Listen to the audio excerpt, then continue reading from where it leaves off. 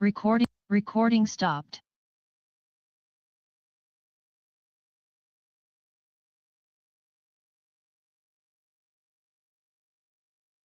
Recording stopped.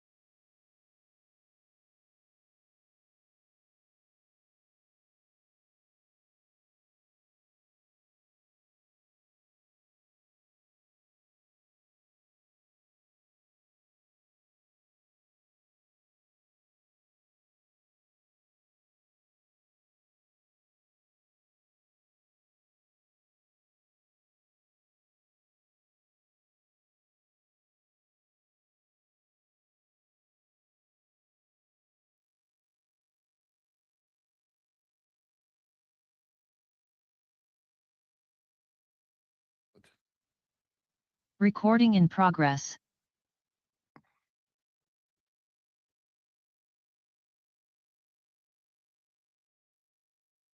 How are we doing, Sandra? Doing well. We're good to go. Ready to go? Yes, sir. Recording in Okay. progress. Welcome. Good evening, everyone. This is the City Council meeting of the City of Pacific Grove. It's Wednesday, June Doing well. We're good to 17th, go. 2026. Yes, sir. Recording in Okay, progress. exactly 6 p.m. Council Chambers, Welcome. 300 Good Forest evening, Avenue, everyone. Pacific Grove, California. This is the I'm City calling this Council meeting to meeting. order. Note for the City record Council that we meeting have all 7 members present, and I will ask my colleague, Councilmember Garfield, to lead us in the Pledge of Allegiance, please. I pledge allegiance to the flag of the United States of America, and to the republic which stands one nation under God, indivisible, with liberty and justice for all. Thank you very much. At this time, we'll go to item 1, approval of the agenda. Two items are going to be pulled tonight. That's 13A and 13B. So we're not going to be hearing 13A or 13B tonight. So can I get a motion to approve the agenda without those items? So Second. Okay, we have a motion by Rouse, second by Garfield. We'll take a voice vote. All in favor, say aye. Aye. Any opposed? Hearing none, passes unanimously. We'll take the agenda and we will not hear 13A and 13B this evening. We'll move on to item 3, council and staff announcements, and a report on, I'm sorry, we'll go to council announcements. Councilmember Garfield looks like she has a report. I do. Thank you very much. I wanted to give a shout out to the Chamber of Commerce for hosting a weeding party downtown. There were not quite a few. There weren't enough people there. It would be great if more people showed up next time. Also a shout out to PG Cares who brought a few volunteers as well. And so the planters, the tree wells on Lighthouse are looking a bit better. So thank you to everybody who showed up. Thank you very much. Any further council announcements? Councilman McDonald? Thank you, Mayor. And I would actually like to do a shout out to the CSOs. I've heard a lot of great feedback on people appreciating the numbers of the great work the CSOs have been doing out there, tickets for feeding the wildlife, and a lot of the other things that the residents have had issues and concerns with. And they're really noticing and very appreciative of the great work they're doing. So thank you. Thank you very much. Now I'll turn to the city attorney. Item 3A, report on closed session, if there is any. Thank you, Mayor. With respect to the one item on closed session, an update was given to council and council provided direction to staff, but no reportable action was taken. Thank you. And I'll turn to city manager, Mr. Mogensen, for staff announcements. Thank you, Mr. Mayor. First announcement is going to come from Director and Deputy City Manager Dan Go. Council members, Mayor Smith, it's been a month since you approved the stop sign at Lighthouse, Congress, and Central. And I just want to let everybody know that I told you we'd put it in after a month of those signs being out there, informing everybody. So tomorrow we're going to be installing the stop sign out there. We're going to keep the traffic traffic signs out there that instead of saying proposed stop sign coming soon, it's going to say stop sign ahead. So everybody will know. We'll probably keep those out there for a month, make sure everybody gets acclimated to the new traffic control device there. So thank you. Thank you, Mr. Mayor. If I can give one more foreshadow for the council and community. On their next meeting on July 15th, we're going to bring an item that is going to talk about, again, our fiscal sustainability. So we'll go a little bit deeper into how we can, kind of the item you're going to see tonight will, I won't get into that yet, but you'll see that we still have some challenges to reach. So we're going to start next month to be able to meet all those challenges with this next year. So we'll go a little deeper with it all. So come and enjoy that discussion. Thank you. Ms. Hallaby?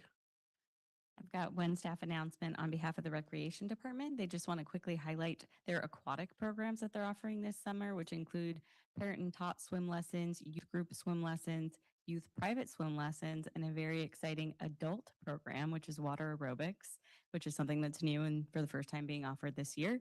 And then rec swim on Friday afternoons, Saturday mornings, and Saturday afternoons. And more information can be found at cityofpacificgrove.org/recreation. Thank you. Thank you so much. Any further staff announcements, Mr. Mogensen? No further announcements. Okay, thank you. Okay, we'll go ahead and take it to the general public comment. Item 4, this is deals with matters the subject to our jurisdiction in the city. and the council, but that are not on the agenda tonight, on the regular agenda tonight. So any members of the public that wish to speak, come forward. I'll take chambers first. Thank you. Good evening, council. I identify as one of those people that you often refer to as the vocal minority. Often, members have quoted that they inherited the cannabis lottery that just occurred this week, and that was inherited from a previous council.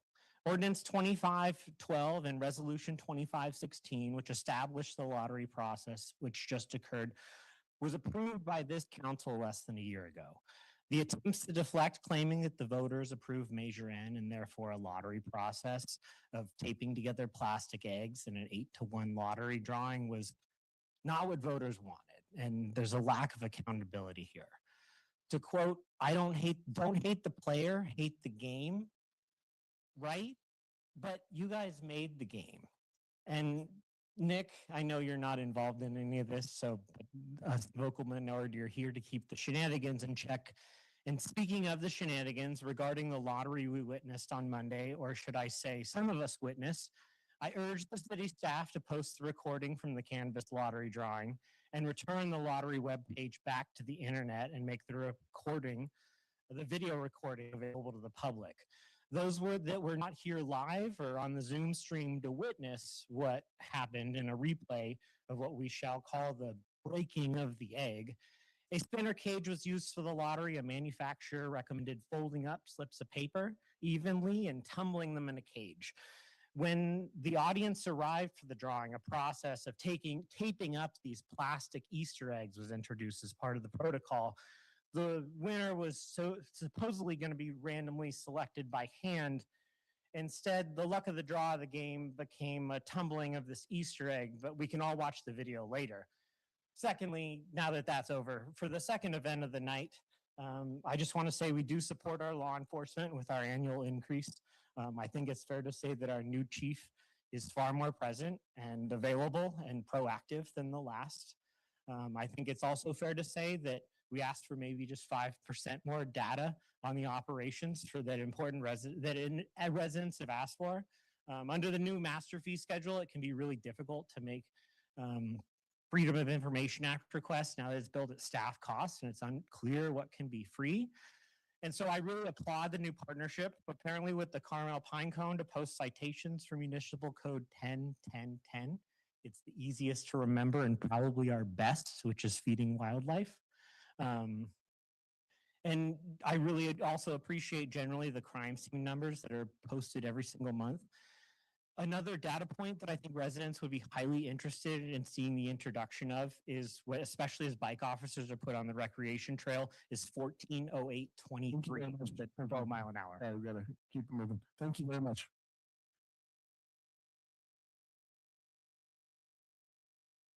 Good evening. Nice to see all of you tonight. And my name is Vince Tuminello. I'm a longtime PG resident. And I'm here to bring something to your attention. I was at the meeting on Monday and saw it. And I even posted a little snippet on the Pacific Grove Facebook page about it. If you haven't seen that, you might see it and see a long list of comments from the community. I'm really here tonight to address what happened at the last council meeting, when tonight there's only 2 people for oral communication, but last time there was twice as many. It was 4 people who got up and spoke. And before they were allowed to address open oral communication like I'm doing now, they were limited from 3 minutes to 2 minutes. And I want to entreat the mayor and the council people who someday would like to be mayor, and that includes most of you, I would bet, that we show a courtesy to the community to help protect our democracy. According to the Brown Act, we're supposed to be able to come at your discretion, hopefully, not that you could eliminate it, but that maybe you could change the timing a little bit on nights when there's a lot of people who want to speak, like the skate park issue or the pot shop issue originally, and so on and so forth. But last week, there was only 4 people who wanted to speak. I think it was abhorrent. So I want to entreat you to not limit the speech to only 2 minutes when people are in such few in number and feel in their heart that they have something important that they want to share with the council and the mayor and the city manager and the rest of the staff. I spoke with the other three people who's tried to speak besides myself, and they all felt discouraged that they prepared 3-minute presentations. And then when you take it and chop it down to 2 minutes, you don't have a chance to really make your point. So I want to politely ask you all, especially the mayor and the mayor pro tem and others who someday may be mayor, that you only limit it to 2 minutes when it's really necessary. Because I could ask you, why don't you limit your conversation to 2 or 3 minutes? Why do some of you go on for 10 or 15 minutes? Why do we have so many award ceremonies and things like that at the beginning of the meeting? They extend the meeting quite long. And then, of course, there's always the issue that I know nobody likes a really long meeting, and I don't blame you for that, but I think you got to cover all the bases. So maybe what's good for the goose is good for the gander. Maybe some of you could consider not speaking, debating so long, just vote on it. Say a few words, vote on it, get it over with, and we can move on if it's so critical to some of you that we don't extend the meeting. And thank you so much for listening to me. Have a nice night. Yes, you're welcome. Thank you. All right, next, anyone else in chambers? Okay. If there's anyone else, just get ready. My name is Richard Davis, and I'd like to remind you of the oath you've taken for city. Should I stand over you? Okay. I'd like to remind you of the oath you took on this book here, and I seriously doubt if any of you fully even read it, the Constitution of the United States. On June 3rd, the flag raising, everybody there present saw a member of the task force hold up a sign in front of my truck where I was legally parked. The mayor didn't do anything about it. Tina didn't. Nobody that spoke. Obviously, everybody saw it. I went to the police commander and asked him, Anderson, is it legal to block my sign? And he said in a kind of a smart aleck way, they've got a sign, you've got a sign, they've got a sign. Well, I don't consider it a sign when it's obviously just meant to block my sign and take away my constitutional rights to free speech. All right? I think you all ought to be ashamed of yourselves, to be quite honest with you. And I think you need to reread the Constitution. This other gentleman brought up the Brown Act, which you've been in great violation of over the years. And I just want to emphasize how disappointed I am in all of you. And by the way, that DEI task force, nobody goes to the meetings. Nobody, not even on the computer, they don't. And I don't even know why we have one. 458 cities dropped it last year. There's far less than 50 now in the whole state of California. I think it's worthless. I think it's a waste of taxpayers' dollars. I don't see one thing that task force has accomplished that benefits our city. So please read the Constitution.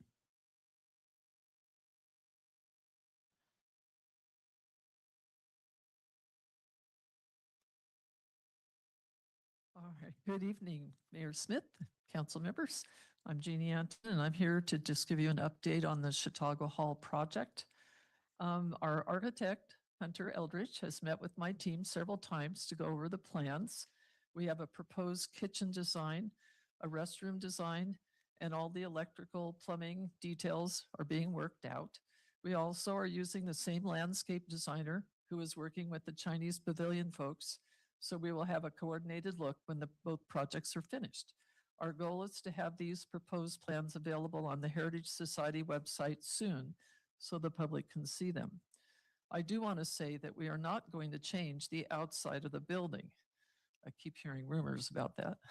The minor changes will be interior except for the addition of the ADA accessible ramp on the 17th Street side and bringing the porch up to code.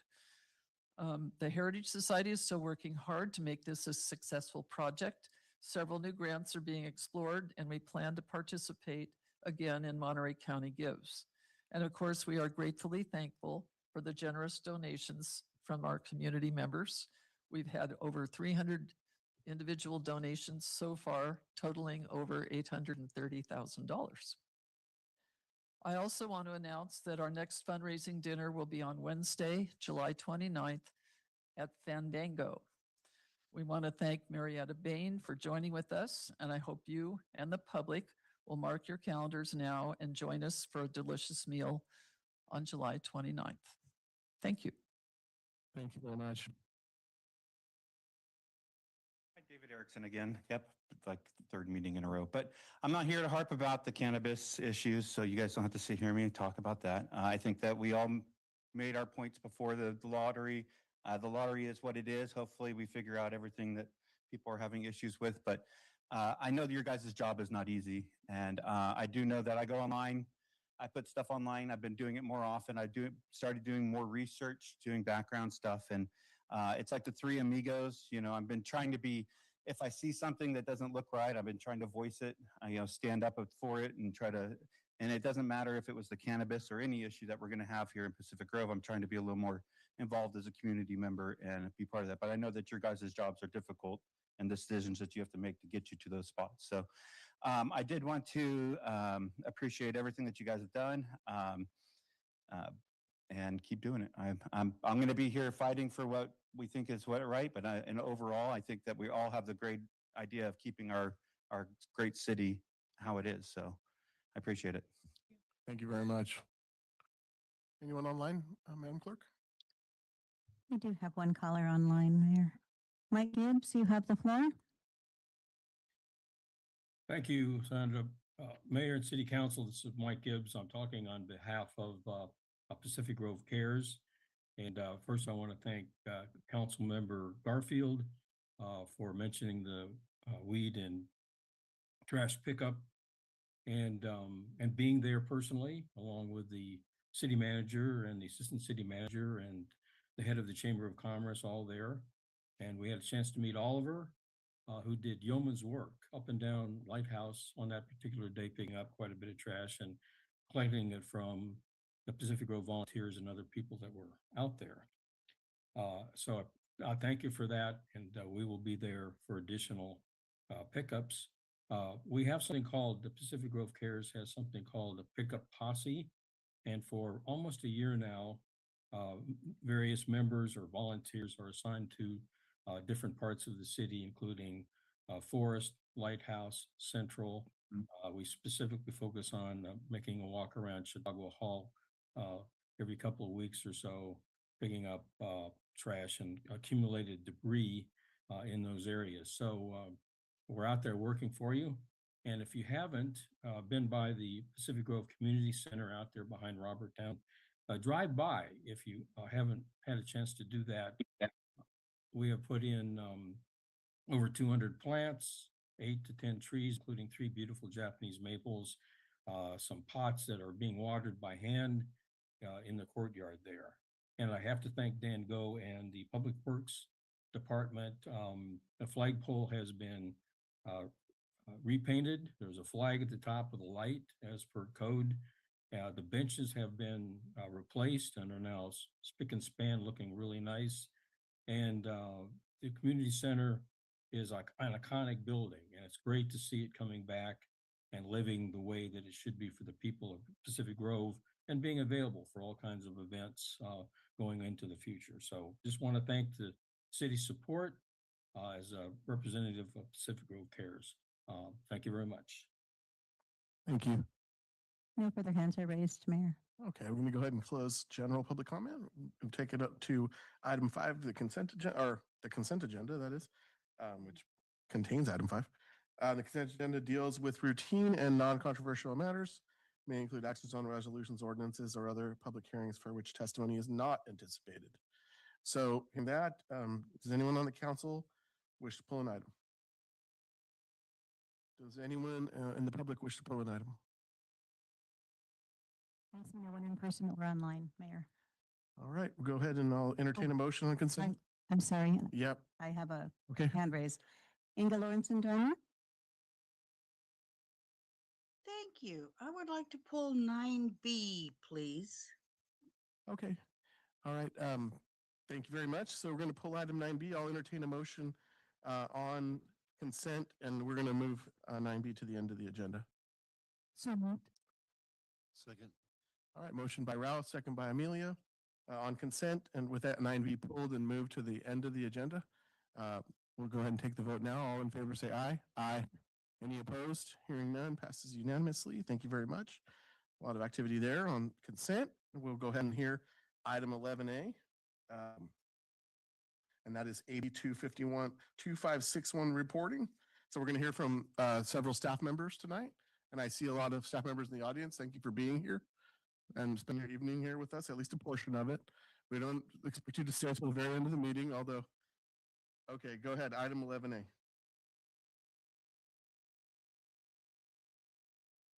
Good evening, Mayor, council members, staff, and members of the public. This is a public hearing to discuss vacancies, recruitment, and retention efforts. This presentation is for informational purposes only. The information reflects the vacancies for the 2025 calendar year. Okay, so what is AB 2561? AB 2561 was introduced to address job vacancies in local government agencies. Oh, not sharing. One moment.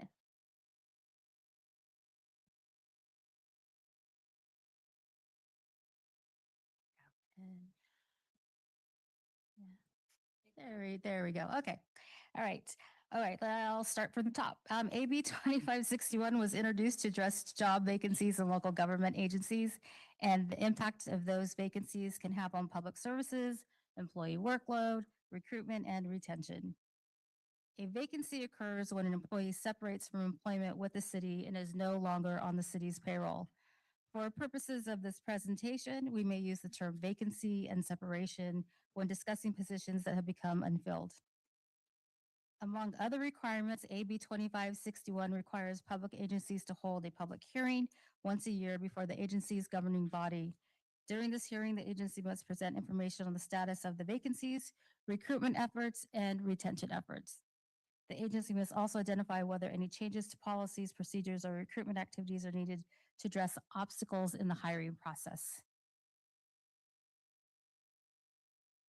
Okay. Looking back on 2025, the city had 15 resignations, 5 retirements, and 4 involuntary separations for a total of 24 employment separations.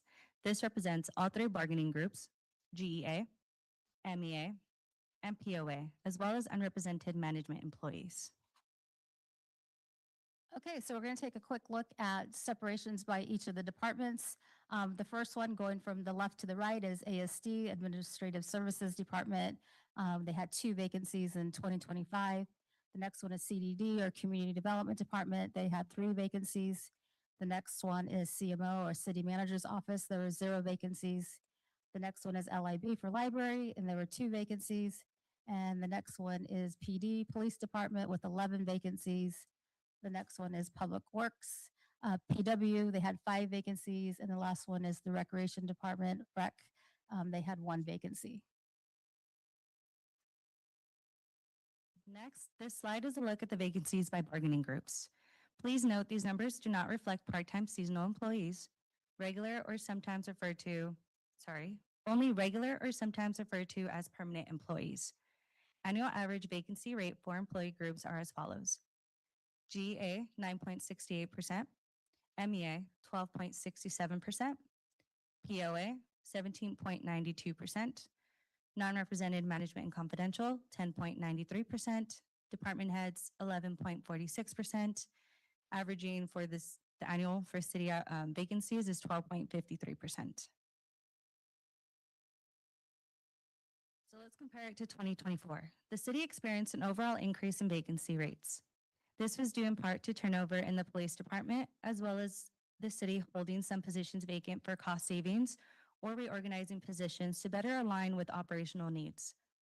The creation of 3 new positions, urban forester, CIP manager, and deputy city manager, also contributed to the vacancy rate while recruitments were underway. Okay, so looking closer into the bargaining groups, starting with the General Employee Association or GEA, there were a total of 13 separations in 2025. Out of the 13, 5 resigned for unknown reasons. Employees can give a notice of resignation and not give a reason, and sometimes they do it because they want it to be confidential. 2 resigned to relocate, 2 left to work in the private sector, 1 left to work in another public agency, 2 retired, and 1 was released. Looking at MEA, Employee Management Employee Association vacancies was a total of 2.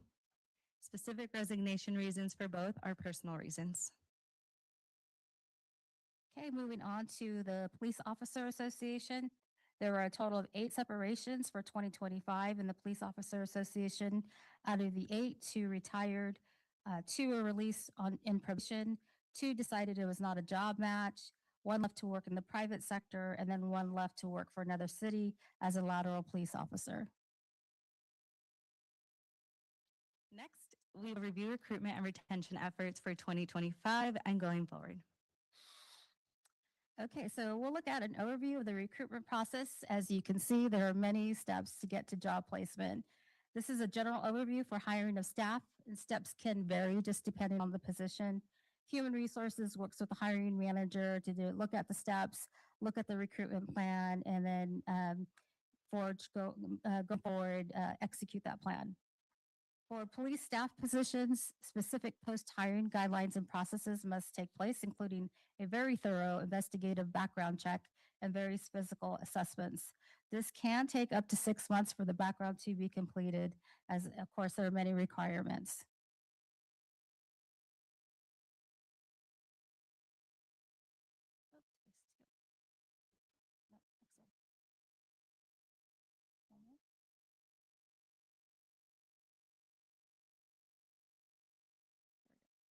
Recruitment challenges. The city continues to face several workforce recruitment challenges that impact its ability to attract and retain qualified candidates. Limited awareness of public sector careers. Many potential applicants may not actively consider local government employment or may be unfamiliar with the career opportunities available in municipal service. Complexity of the hiring process. Applicants may not fully understand the recruitment and selection process, including application requirements, timelines, and hiring process. Competitive labor market. The city competes with neighboring agencies and private sector employers that may offer higher salaries, enhanced benefits, or other incentives. Workforce demographic trends. Retirements, evolving workforce expectations, and a shrinking pool of qualified candidates in certain professions continue to create recruitment challenges throughout the public sector. This is especially true for police and finance professionals. Housing affordability and cost of living. The cost of housing and living on the Monterey Peninsula may limit the city's ability to attract candidates from outside the region. Okay, strategies to address recruitment challenges. To strengthen the recruitment efforts and improve workforce outcomes, the city is pursuing the following strategies. Expand outreach and recruitment efforts. We've increased awareness of public sector career opportunities through social media campaigns, professional networking platforms, career fairs, and community engagement. We've developed and promoted an employee referral program to leverage existing staff networks and attract qualified candidates. Improve applicant experience and transparency. We've updated the city's website to provide clear and comprehensive information regarding employment opportunities and recruitment timelines. We have increased communication with applicants throughout the hiring process to provide timely updates and to manage expectations. And we will be exploring adding text messaging to applicants for an even more timely response. We've developed a specific web page for certain departments, such as recreation applicants, so they can easily see what the process is when you're a minor, getting a job permit and all the things that you need to do for your first job. So we've outlined that for those folks. We also keep a summary of benefits on our webpage. It's a separate webpage for applicants to view the benefits package easily. We have comprehensive information available on that webpage. Streamline recruitment and hiring processes. We continue to evaluate opportunities to reduce recruitment timelines while maintaining compliance with merit-based hiring practices. and applicable regulations. One of the most recent efficiencies is our ability to conduct employment references electronically.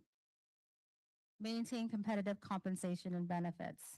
While we regularly review salary and benefits, we have to balance compensation adjustments with the city's long-term fiscal sustainability and budgetary objectives.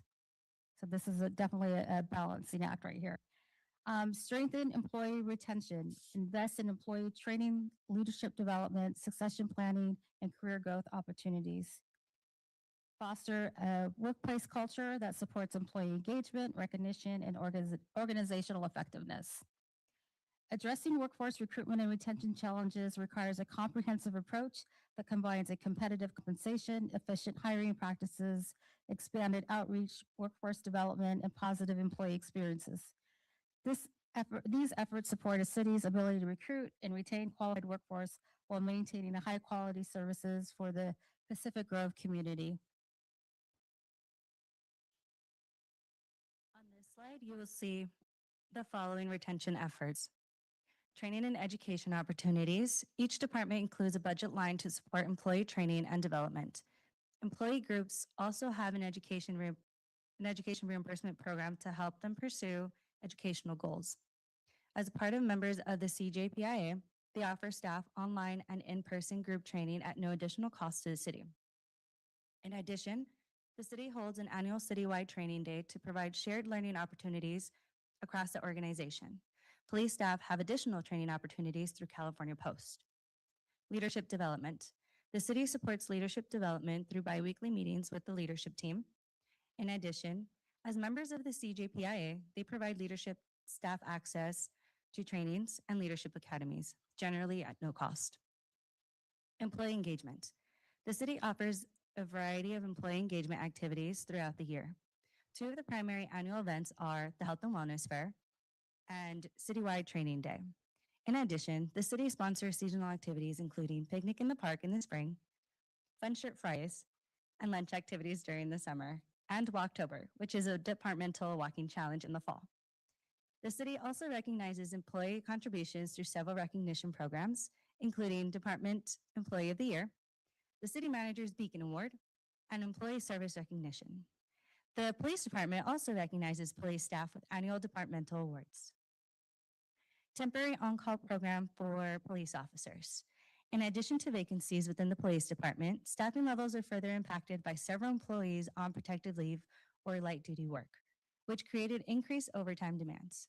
To recognize the additional workload and personal sacrifices made by the officers, including missed family time, holidays, and the physical and emotional demands of police work, the city offered a temporary on-call program in 2025. The program was paused at the beginning of 2026 once adequate staffing levels were restored. Alternative and flexible work schedules. The city supports employee work-life balance by offering flexible and alternative work schedules where operationally feasible.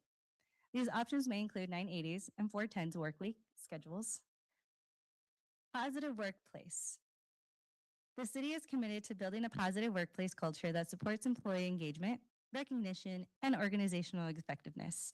This past year, with input from staff, we developed organizational values of service, caring, collaboration, and integrity. Our next step is to create programs that reinforce these values and recognize the positive culture already taking place through the organization. Okay, the city recognizes that attracting and retaining a skilled workforce is essential to delivering high-quality public services. Through targeted recruitment initiatives, process improvements, and ongoing evaluation of compensation and workforce practices, the city is committed to building a sustainable and effective workforce that meets the needs of the community. And this concludes our report. Thank you. Thank you. And is that it for the staff report? Okay, we'll go ahead and go out to the public for public comment.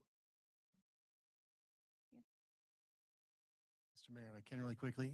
Yes. Perhaps we want to let the bargaining units go one at a time. They each get an opportunity and then do public comment. Okay, that's kind of, okay, that was my question. My bad. It's okay, all right, let's have the units come up first before we take public comment. And just announce who you're representing tonight. And then go ahead.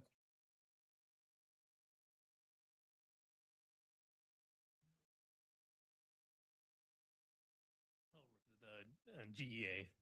Um, My name is Nathan Porches. okay. Sorry. Just gonna read off what I have here.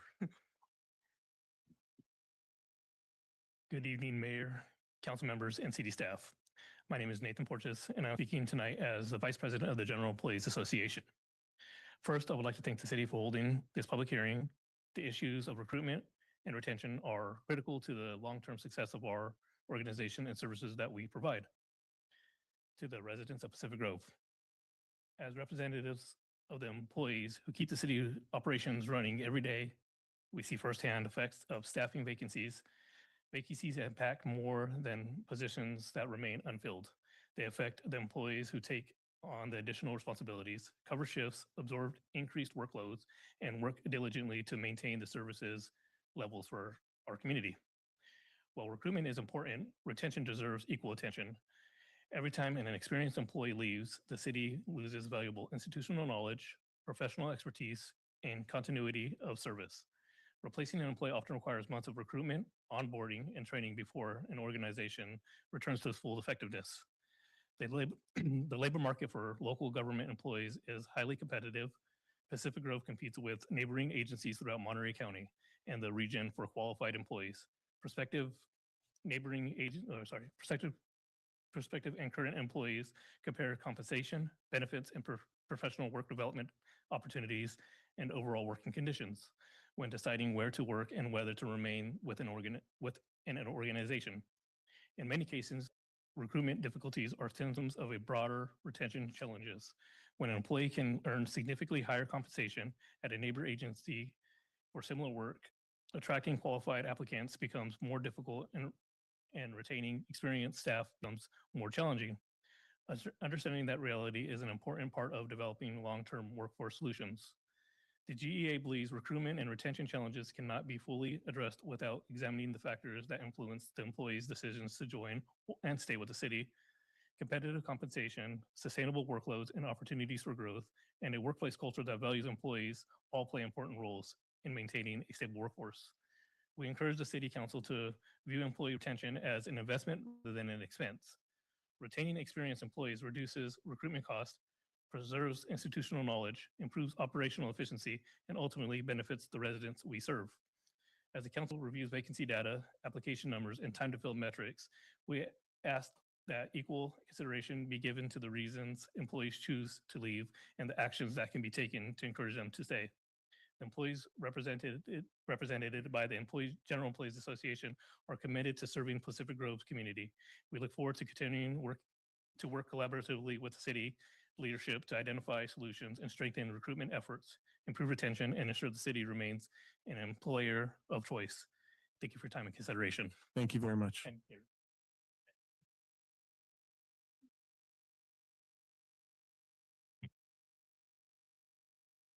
Good evening, Honorable Mayor and council members. My name is Garrett McCown.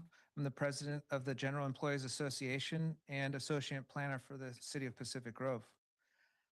On behalf of the GEA members, we want to thank you for the opportunity to speak about the city's vacancy rate and retention efforts. I'd like to humanize and give context to Nathan's presentation by giving a little bit of my experience working for the city of Pacific Grove. But first, I'd like to say that I really do enjoy working for the city. I enjoy working with staff and the community. They're great people. And I'm grateful to be able to build my career, continue my skill development, and cultivate professional relationships within the city of Pacific Grove. So I've been working for the city for the past 8 years. My first 5 years were in the Public Works Department as a maintenance worker. And then I was promoted to the Community Development Department as an assistant planner for 3 years. The Community Development Department has seen a tremendous amount of turnover. In fact, for the entire 3 years I've been in this department, we have never been fully staffed.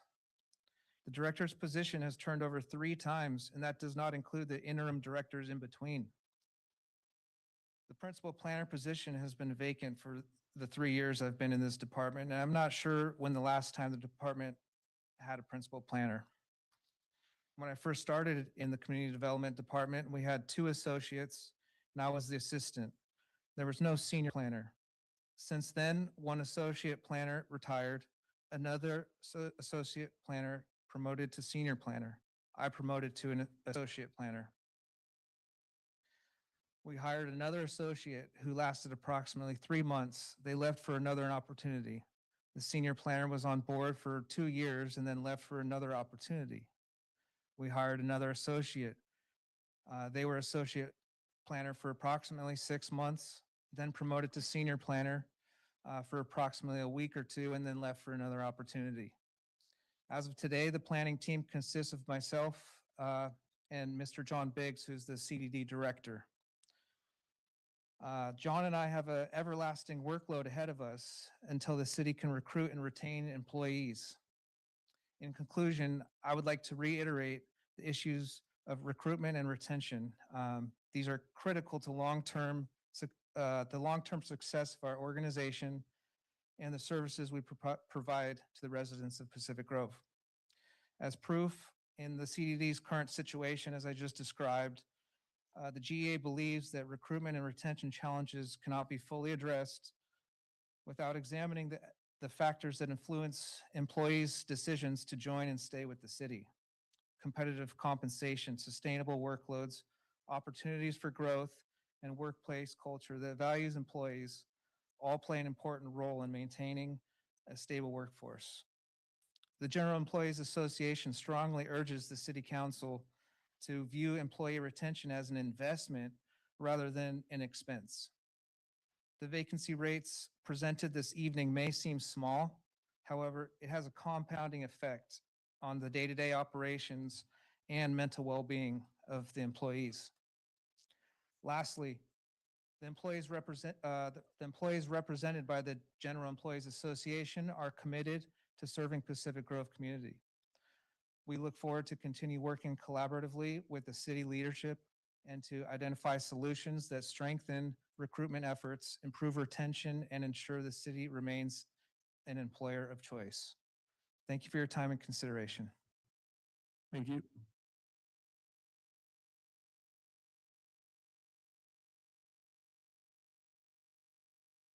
Mayor, council members, my name is Philip Anderson. Thank you, Garrett. That was a wonderful speech you made because he hit the nail on the head. It's not an easy answer. Go ahead. But we're MEA. Okay, got it. Okay, thank I'm you. sorry. Sorry, I was kind of waiting for that because we had two in a row that were the same. Okay, I'm sorry.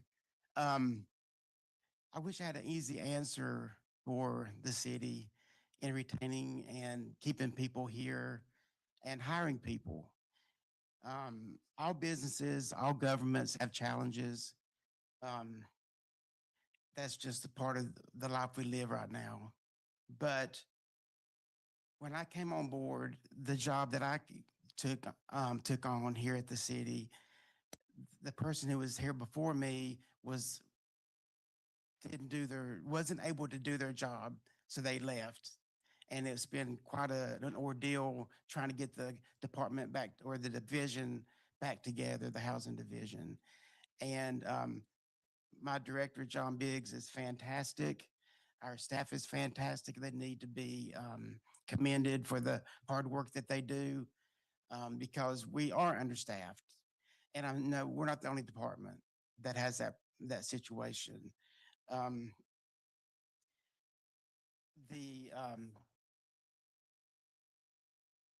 think Mary has my notes.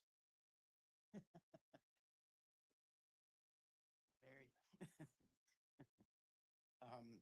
I didn't want to read this because I feel like I want to talk to you instead of reading something to you, because it is so important that the city thrive and be what it is. It's a beautiful city. We've got great tourism. We've got great people who work for it, and we need to keep it that way. We need to have people that respect the environment like our city does. Everyone that works in our department, everyone that works in the city, all the departments are nothing but respectful to each other.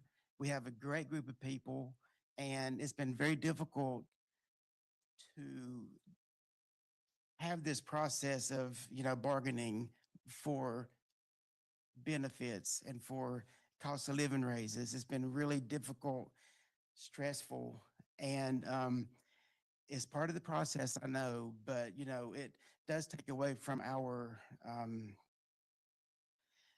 daily workload. We're stressed out over it, and we would like to be able to have I don't know, like I said, I want to just talk about it and give you some answers. I wish I had an answer that we could, get everybody here that needs to be here, everybody be able to live in the Pacific Grove, the city that we work for, but very few people are able to. They can't afford it.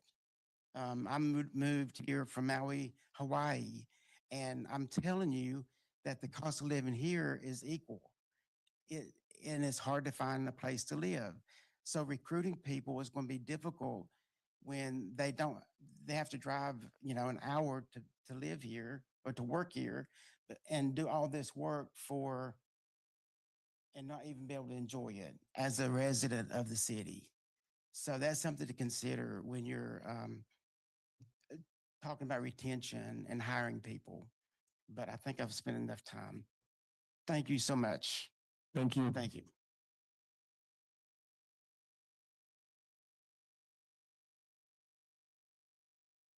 Great. Hopefully that's okay. Good evening, Mayor, council members, the public, and our staff. My name is Mary Wyant, and I am the Youth Services Librarian, and I'm representing, I'm the treasurer for MEA. And I'm here tonight to just mention something very briefly. I have been working for the city for eight years, and I love my job. It is the best job ever. I'm very grateful because I am one of very, very few people, certainly within MEA, who is able to live here as well. So I'm definitely the minority who can work and live in the same spot. I want to specifically address the presentation in one of the slides about recruitment challenges, which goes right there to housing affordability and cost of living. As I mentioned, I'm fortunate to be able to, well, the bank owns my home, but I own a home here. And if I were the only sole provider and I didn't have another income coming in, I wouldn't. So I'm grateful that I have a partner and together we're able to afford a house here. And I wish that of everyone who wanted to live there because it's amazing. I also want to address the fact how, in terms of our vacancy, you probably recall from the slide, in 2024, there was a 5% vacancy. It is now bumped up to 12.67 in 2025. That is significant. That means that every position that's not filled, someone has to step in. And that detracts from their work environment. And it just creates a burden that hopefully is going to change. The other point I wanted to bring up was in 2025, the two MEA members that had left, they left for personal reasons. So we can't be privy. I mean, we can surmise what those personal reasons were. But keep that in mind, they kept it personal. One other point I want to make is about, I guess me personally, if you don't mind. I have two college-age children, and one is living in Colorado. And as much as we love our daughter, we know that she can't come back and live here, even off a nursing position at her job. And so we are encouraging her, sadly, to remain in Colorado because Pacific Grove is so, so expensive. And I think when we talk about working here, it would be wonderful if we did, the third point about a recruitment challenge was the cost of living. And it would be wonderful to have a COLA to kind of offset, at least support those of us who live and work in the area. So that's a personal note about that. And I just want to thank you very much for your time. I'm just going to read something in closing. And this is something that we feel very strongly about. Because obviously we want, our goal is to have 100% workforce, whether that's achievable or not. But what we need for that to happen is strong and competitive salaries. That includes a benefit package and passionate employees who want to be here. So thank you very much for your time. Thank you very much. Couple more.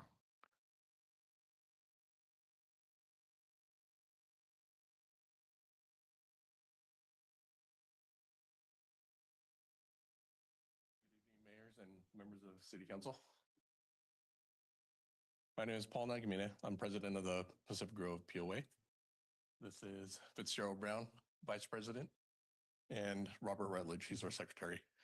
I'll be opening with some statements. They're going to follow up with a PowerPoint. Okay. You get PowerPoints ready? Okay.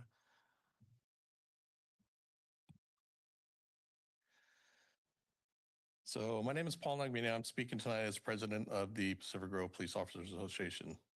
For months, city leadership has attempted to minimize the staffing crisis facing the Pacific Grove Police Department. While reports and presentations have been provided to the council, the numbers presented often fail to accurately reflect the reality experienced by the officers working the streets every day.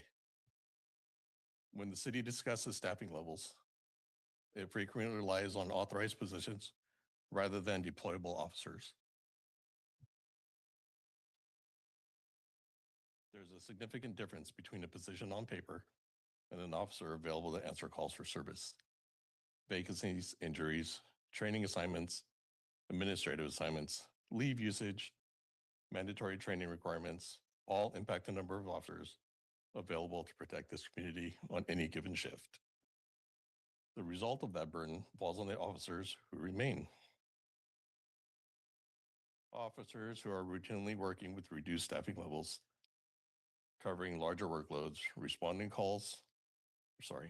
from call to call without adequate recovery time, and sacrificing opportunities for training, proactive policing, and community engagement. The cumulative effect of chronic understaffing is not theoretical. It affects morale, officer wellness, retention, recruitment, and ultimately public safety. Yet, despite repeated concerns raised by the POA and members of the department, city leadership continues to downplay these impacts. Rather than acknowledge the challenges and working collaboratively towards solutions, the city has often chosen to dismiss the concerns of the employees tasked with protecting the community.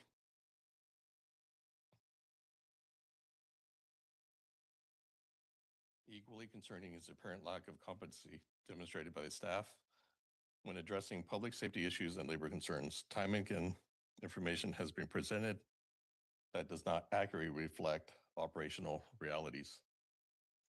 Decisions affecting police services have been made without sufficient understanding of how those decisions impact staffing, officer workload, recruitment efforts, and the department's ability to provide effective service.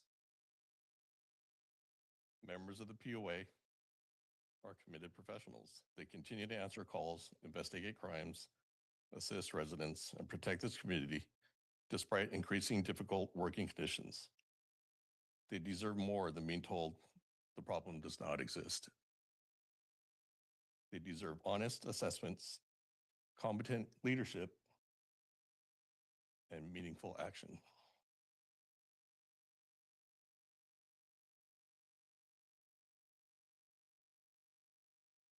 All right. Who's going? Okay. Again, my name is Robert Rutledge. I am the POA secretary. If we can pull up the PowerPoint, that would be greatly appreciated.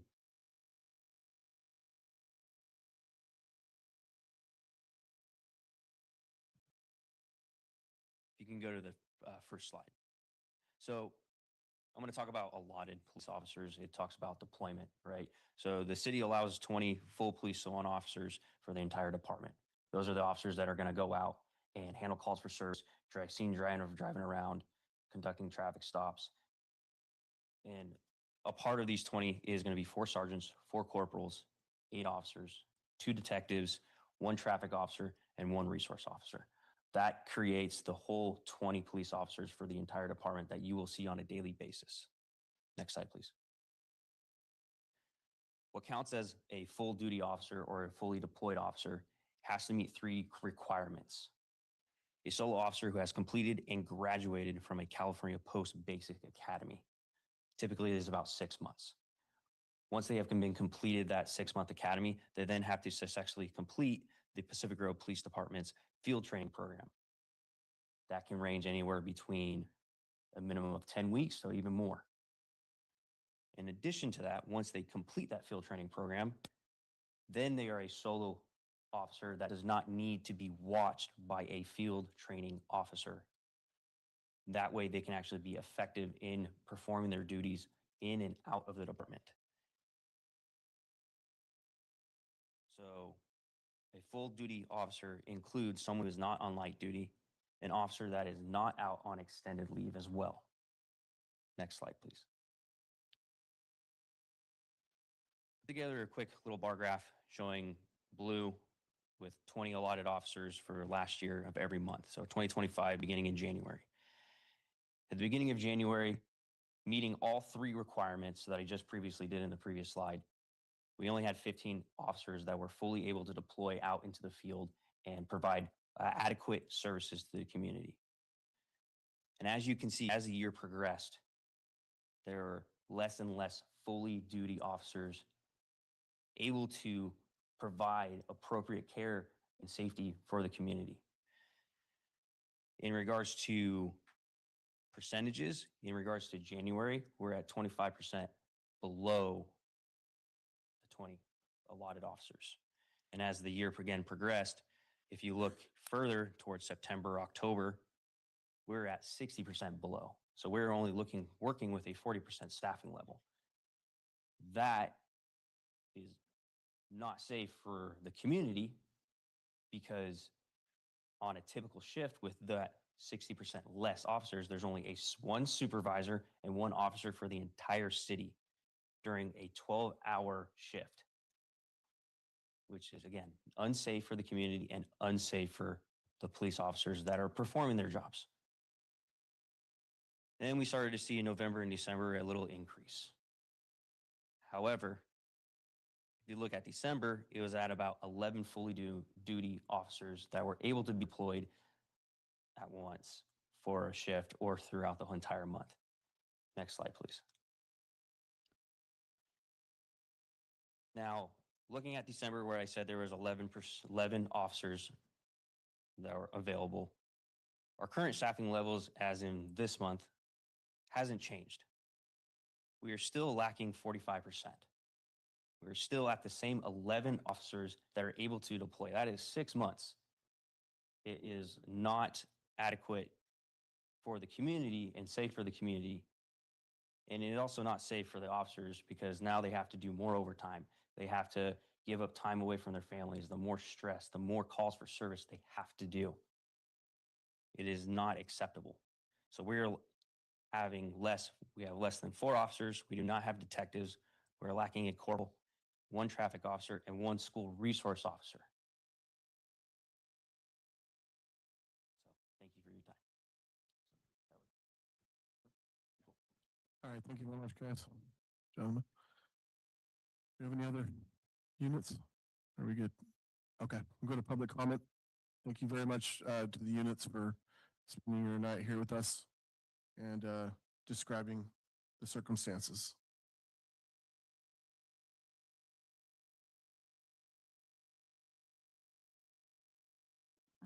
I have one hand raised online. Yeah, we'll go to her. Inga Lorenzen-Dimer. Thank you. I have certainly heard the plea here, and I've certainly been experiencing this for the last 40 years. And yes, all of their lack of resources and lack of personnel has also been the lack of service in the city of Pacific Grove. And it's interesting that many of them seem to think that throwing more money at this is going to make it better. Unfortunately, people like me, residents of Pacific Grove forever, don't have resources to throw at them. We don't have more money. Our city officials have spent it. And all these different things, many of the retentions, it's interesting, many of those that have left, I really, in the CDD department, the last person I regretted leaving was Anastasia Aziz, and that was several CDD directors ago. And I've been not happy with who's been retained and then left, thank goodness. It's an interesting thing because, we just don't have the money to keep throwing. I'm a low income senior. I've lived here forever. I'm hanging on just like you. No, everybody can't come back and live here. Unfortunately, we've been bought out by Bay Area millionaires that come down and buy our homes and don't even live here. We do have a problem. They don't vote, they don't participate in our local government. And here we are trying to hang on and take care of things. And the investment in people, especially in the CDD, that then they leave, excuse me, I don't think that's a good investment. We've had a few arrogant people there, just incredibly, that just then they leave. And yes, I've watched Garrett McGowan grow up in the CDD, and actually he's getting there, kind of. But as far as thinking that things are going to change, he didn't even mention Anna Bornstein, which was a member of the ARB who then applied, and a resident of PG who then applied because of her qualifications and got a job. She's an excellent planner. Okay. Thank you. Thank you for the comments.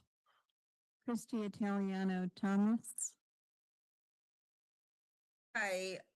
Well, obviously, you all know that we're in a complete housing crisis. You know that we're a destination location. When I came here in 1980 to work for Commuter Airlines, at that time in the 80s, the cost of living was nowhere in proportion with the wages. I worked for an airlines, and then I also had to bartend on my days off here because it's beautiful, and it's quadrupled as a 365-day-a-year destination location. In all of my years in different positions, I've never not worked with people that didn't commute from the neighboring cities. So I think it's an unrealistic expectation to think that every employee in PG can live in PG. We've depleted so much local housing. 65% of the peninsula is renters, but PG allowed short-term rentals. And then, of course, we have all of the second homers. So in the real world, most of the people that I know don't make anywhere near the salaries that the cities do, much less the benefits. So we just cannot keep up with this inflation, and constantly to say that you have to, or comparing yourself to the neighboring cities when we're half the size of, say, Marina, and we're not San Jose, this and that, and it's a trade-off. I mean, my sons are 38, 39. They couldn't stay here. They're born and raised. One's paying $4,000 rent. Thank God he makes good money. The other one had to leave. I know so many young people that they're leaving. This is, not every young person wants to stay here. They want to move. And I would be very interested when that gentleman was saying how all the people got other positions. Did that mean other positions on the peninsula, or they're leaving town? It's obviously a sacrifice and a trade-off to live in one of the most beautiful places in the world. It's like, when I was younger, yeah, I could live in Vail with 9 roommates. So again, this is why so many young people move away. And on the housing, I don't, this city has done absolutely nothing to partner with nonprofits for low income or affordable housing. We have no workforce housing like Monterey does. And in every high end project, there was never, nobody wants to be bothered with the paperwork to do any inclusionary housing. So, nothing's going to change for housing here. So, but can keep using the excuse to give raise after raise after raise when you just don't have it. Or if that's your priority for city salaries, then you have to quit squandering on non-essentials. You're out of time. Sorry. Anyone else? I know their hands are raised. Mayor. Okay. Close public comment. This is a report item, so we've received the report clearly. And I'll allow people to make one comment, but I'll just give mine now. I think that, and if you would like to comment, let me know up here at the council level. But I would just like to say that, we're always trying to do what's best for our employees and what's best for retention. But as everybody knows, there are a lot of economic upheavals, housing crisis. We're just not, we have to balance the budget. We have to, we get certain amount of revenue and a certain amount of expenses. And I think this all turns on that. Every single thing that I think I heard was related to expenses, costs. And I personally feel that it is an investment, but it's like, we also have to make difficult decisions. So it's tough to be up here, but we're up here. We took the challenge, and it is going to be a challenge to figure out in this kind of environment. So it hasn't always been this way, but now this is where we are. So I vow to do my best to what's best for the staff and the city. So anyone else like to speak? Lori? Thank you very much. And I do want to thank everyone for coming up and speaking.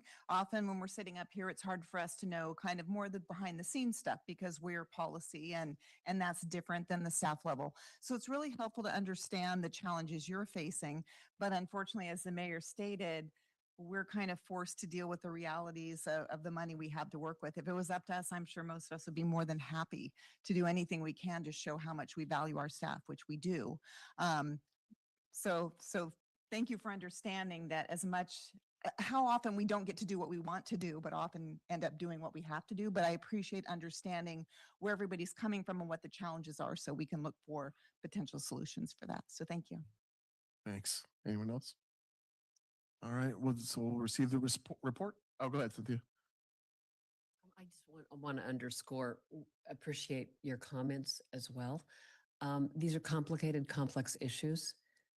I appreciate Leticia and Stephanie bringing to our attention the programs and their efforts and acknowledgement that retention and recruitment are important for all of us. We have a lot of agreement about that. We want to make Pacific Grove the best place to work to the best of our ability. And I appreciate hearing from folks where they're feeling like we may be dropping the ball a bit. So thank you. Thank you for your time and thanks for your input. Thank you. Yeah. Joe, go ahead. I want to thank everybody for coming. And I want you to know I individually appreciate all your work you do. I really do. And I've met with some of you several years ago. So I really do appreciate it. And we're going to do the best we can. All right, we're going to receive the report. Thank you for the extensive report. It was very well done, very clear. Thank you so much. And we're going to move on to item 11C, I believe. Or B. It's B. I apologize. Miss Livia, this is the POA salary schedule. Correct. Okay, go ahead. All right. Thank you, everyone. Good evening, Mayor, council members, staff, and members of the public. In 2024, council approved an MOU with the Police Officer Association that included a 3% cost of living adjustment for 2024, 2025, and 2026. The 2026 adjustment is the final installment of the approved COLAs. To implement this administrative change and to update the city's salary schedule, council must approve the amended salary schedule by ordinance. Tonight, staff is requesting approval of an ordinance amending the salary schedule to incorporate the previously approved salary increase for POA. This concludes my report. Thank you very much. This is already under contract, so we'll go out to the public. No public comment online. All right, we'll bring it back to the council for action. I'll entertain a motion on this. We've already negotiated it. Make a motion on this. Number 1 and number 2. Thank you. We had a motion 1 and 2 by Emilio. Do you have a second? Second. Second by Rao. Any further discussion up here? Hearing none, we'll take a voice vote. All in favor say aye. Aye. Aye. Any opposed? Seeing none, passes unanimously. Thank you very much for the brief report. Thank you. And you're still here for, oh, that's Mr. Marsh. Okay, I'll let you go. We'll let Mr. Marsh take the floor.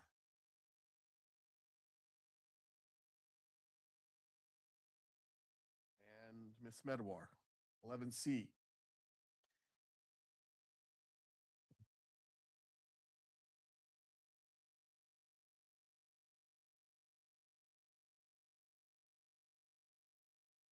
Good evening, council and fellow council members. So tonight we're presenting a update. As you know, last year we presented our first ever 2-year budget for the city. And so this year we're doing an update to that basically. The nice thing you'll see, this is one of the advantages of doing a 2-year budget is that the second year, have to really commend staff a lot. They worked with us very closely and we ended up having pretty much a minimal amount of change. And Jessica, who's my assistant finance director over here, is going to walk us through the presentation, but you'll see overall any major changes coming up for next year as well too. And yeah, so it's just going to say overall, you'll see on there, there's no really major personnel changes at all. So a couple of reclassifications.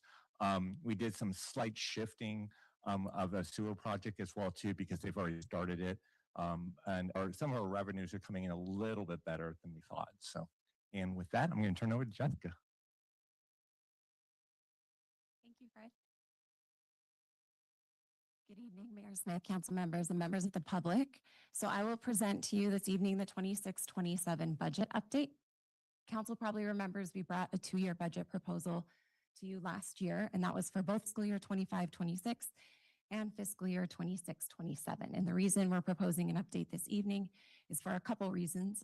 One, obviously, we know more information now than we did a year ago, so we want to give you the most accurate estimates. And two, at the time that we adopted the budget, we only opted the fiscal year 25-26 budget, so we want to ensure that the 26-27 budget is adopted this evening. So we'll go over a couple of things on the presentation. One, we'll look at the overall city budget and the breakdown of the budget by fund. Two, we'll do a deep dive into the general fund budget, so we'll look at the general fund revenues. Three, we'll look at the general fund expenditures. Four, we'll look at the summary of major changes, and this will just be the major changes between the original 26-27 budget and this updated version. And then 5, we'll look at an updated staff plan. And 6, we'll look at the updated general fund 5-year forecast. So this is the overall city budget broken down by fund type. And you can see that we're anticipating $34.4 million in general fund revenues and $36 million in general fund expenditures, with an operating deficit of $1.6 million. I do want to point out when we originally brought the 2-year budget to council, we were projecting a $2.6 million operating deficit at that time. So we are seeing a little bit of an improvement due to updated revenues, but we'll get more into those details later. Unfortunately, we are still seeing deficits though. And then in looking at the enterprise funds, we're anticipating $6.3 million in revenue and $11.9 million in expenditures and a $5.6 million deficit. I want to point out that the expenditures for the enterprise funds are a little bit higher than usual, and that's due to a one-time sewer project. And so that the operating deficit will be paid out of existing fund balances within those enterprise funds. And then for the internal service funds, we're projecting 2.3 in revenues and a balance 2.3 in expenditures. And capital projects and special revenue other projects, we're also projecting small deficits in those areas. But again, those deficits will be funded through existing fund balances on those funds.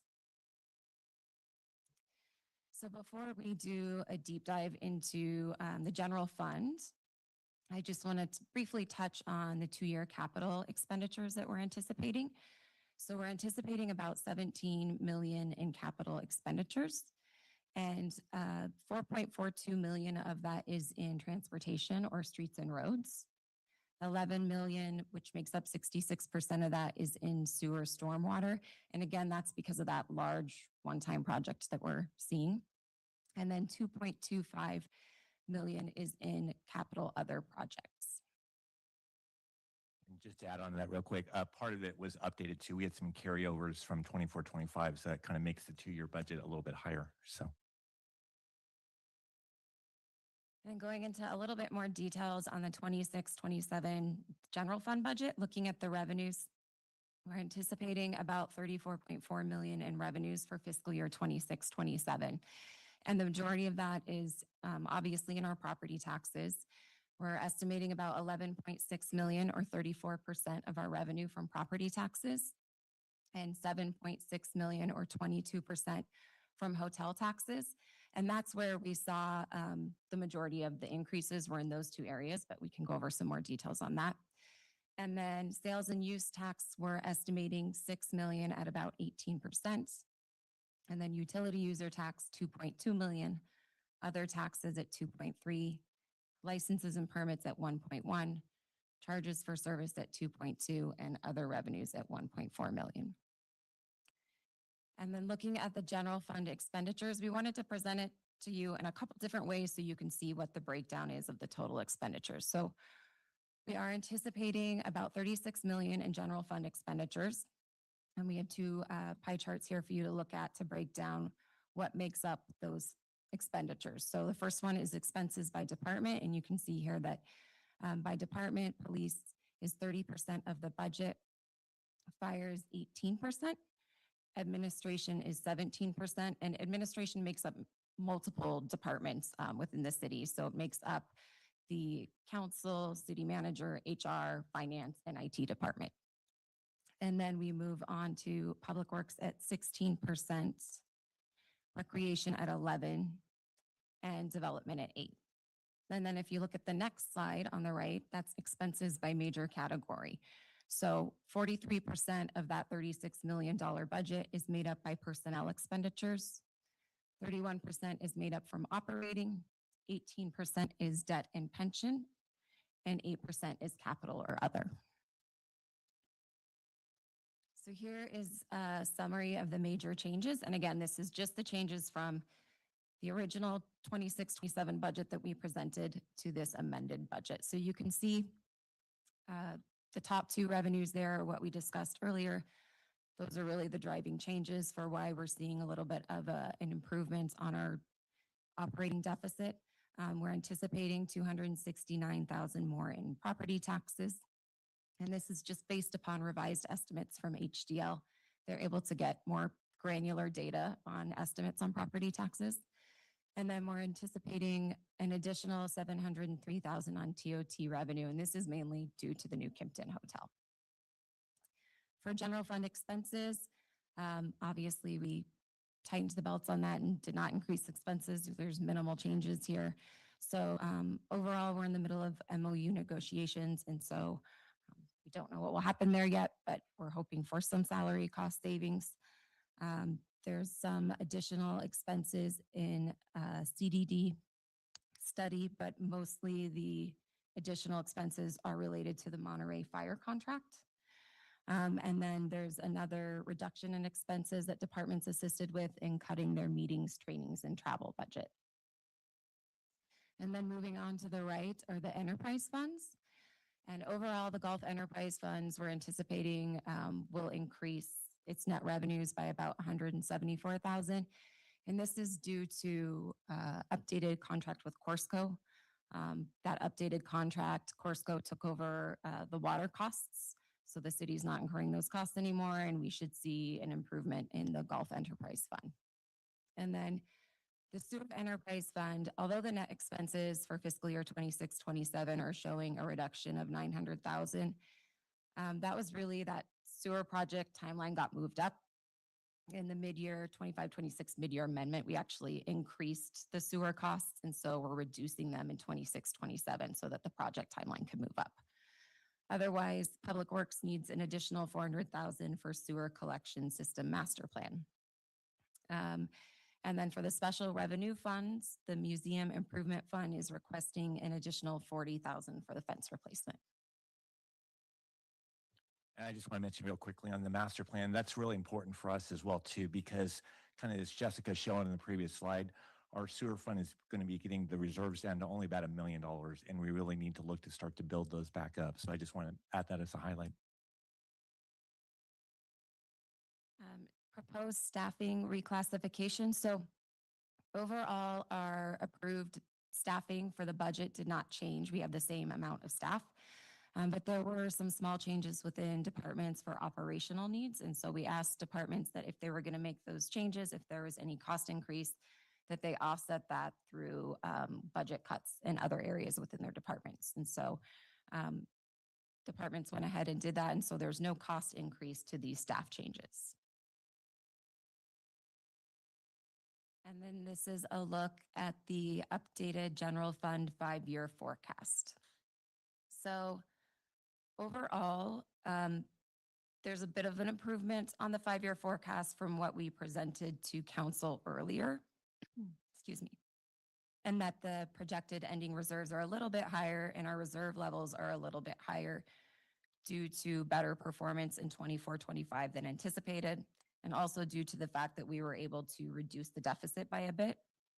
But overall, if you look at that middle number, that net change for fiscal year, unfortunately, we are looking at operating deficits for 5 years. And so we are meeting our reserve requirement of 25% into fiscal year 27-28, but we anticipate falling below that 25% in fiscal year 28-29. And I just want to kind of point out as well too, we kind of took a mid-level approach to this. Is, you know, I think most people well know our inflation is kind of running much higher currently in the last couple months. So we're really going to continue to watch that as well too, and see if that affects this going forward in the future as well. So. And then this is just a look at the GAN limit. Excuse me, the GAN limit is the cap on city spending of tax revenue. And so you can see that our budgeted tax revenue is at about 29 million and our GAN limit is at 55 million. So we are well below the GAN limit. And on the GAN limit, so this is something was kind of pointed out new this year. We actually have to give at least 15 days notice on the GAN limit. So that's why you're not going to, normally we'd present the GAN limit and the budget at the same time. But what you're going to see is we'll present it in July, basically, as a result. So we just want to give council that update. That concludes all the financial data. So the recommendations at this time are that council receives the report and provides staff feedback regarding the proposed update to the budget for fiscal year 26-27, approves the resolution authorizing continued operations under the current fiscal year 25-26 budget, request the city attorney to read the title of the ordinance, motion to waive further reading of the ordinance, introduce and hold the first reading of an ordinance to adopt the fiscal year 26-27 update, and direct that publication of the ordinance will be satisfied. And these are similar to last year when we did the budget. There is one change that's a little bit different, and it's number 2. And I just want to explain that very briefly. Normally, our cycle would be we'd bring it the second meeting in May and then have council do the second reading, or the second reading in June. Because of MOU negotiations this year, we kind of waited a little bit to bring it to council. So that's why we're just having to have council approve that additional carryover resolution. The second reading will basically bring the budget into effect for 27-28 in July.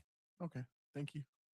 Does that conclude the report? Yes. Thank you very much. Yep. Great report. Now we're going to take it to the public right now. We may have some questions later. See if we got any comment online. Nothing online there. Any Yeah. callers? No hands raised online. All right, Oh. seeing no one. Sorry. Oh, Inga. Inga Lawrence and Dormer. Mayor and council, obviously, the city is just spending too much money. We don't have it. I'll leave it with you. All right, thank you. No further hands. All right, we'll go ahead and close public comment on this item. Bring it back to the council for discussion. I'm just going to note that the recommended actions on our agenda are the ones we're going to take, 1, 2, and 3 of these. The ones on the screen include some things that we don't no longer do. So we'll go off of the staff report on the recommendations. So at this time, I think I'll just say up front, I appreciate the efforts to outline this for a long period of time. And I remember a time when the shortfall was a lot worse as you went out to like 29. So I see a light, there's light there, you know. I think a few years ago, there was some huge numbers. And I think the city's added some pieces that we're able to use. So there's been positive in that area. But thank you for doing this budget, and it was extremely clear, great report. And I'm ready to go with it. I want to hear what everyone else has to say. Yes, go ahead. So I appreciate that the slide is slowing, but it's still a slide. It is, yes. And there's a lot of unknowns. We don't know what's going to happen with inflation, which impacts people's discretionary spending, which impacts our tourism, which impacts all sorts of things. So that's a pretty variable. But wanted to know, historically, our property taxes have increased about 4% per year. Is that still the case, or are you seeing a slowing of that as well? So that's a great question. Typically, it has been between about 4 to 5%. We did have a little bit of a pickup this year, thank goodness, because of Kimpton. Basically, they, in essence, their assessed value, went up significantly, with the building of the new hotel, basically. Okay. And actually, going out in the future, we've ratcheted it down to more about a 4 to 4.5% level. One of the nice things we did this year, we were able to kind of tweak our budget a little bit. We talked about, Jessica talked about this a little bit. We had already used HDL to assist us with like sales tax and transient tax projections. We actually brought them in this year to also assist us now with property taxes as well too. And they really provide some great detailed reports. It really gives us a much better long-term analysis as to where we think property taxes are going. So Were they able to comment on the law that was passed a few years ago that allowed people to bring their property tax bases from other counties? Yeah. What they do, and I forget the exact code. They didn't exactly address that one, but it's more the one where, the Prop 13 limit, basically how you have much lower bases. We still have a significant number of people here that have been here a long time. And so as a result, they have a very low property tax base. So they give us a report on that basically every year, kind of showing the impact of what that is. But on your specific questions, no, we can look at that in the future to see if they can provide that. So the reason I'm asking about it is that our highest value homes are often sold to people who are moving here from the Bay Area. And often they have lived in their home in Saratoga, for instance, for 30 years. And so they have very low tax bases in Saratoga, which they then bring here. And previously that would have a step up in the taxes, and now it's not. Yeah. So that at our highest end homes, that's an unfortunate event. And my last question is, how are you treating the ATC hotel? Is that in here at all? So that's a great question. So in the initial 5-year forecast, I don't know if council remembers this, we did put a 5th-year estimate. Just because of a lot of uncertainties regarding that project, we've actually pulled that out because, we just thought we'll be better prepared to put that once basically, it starts construction and stuff like that. But there's just a lot of uncertainties currently going on with that project. And so for the time being, we'd rather just have it out of there. We can obviously, that's the great thing about doing a 5-year plan. We will constantly evaluate, all the assumptions that we use to going into it. And so if they're making great progress going forward in the future, we can definitely look to, update the forecast to reflect that. So Thank you. I appreciate knowing what's in this. Thanks. Thank you. Go ahead, James. Thank you, and thank you for preparing all of this. I know a lot goes behind the scenes.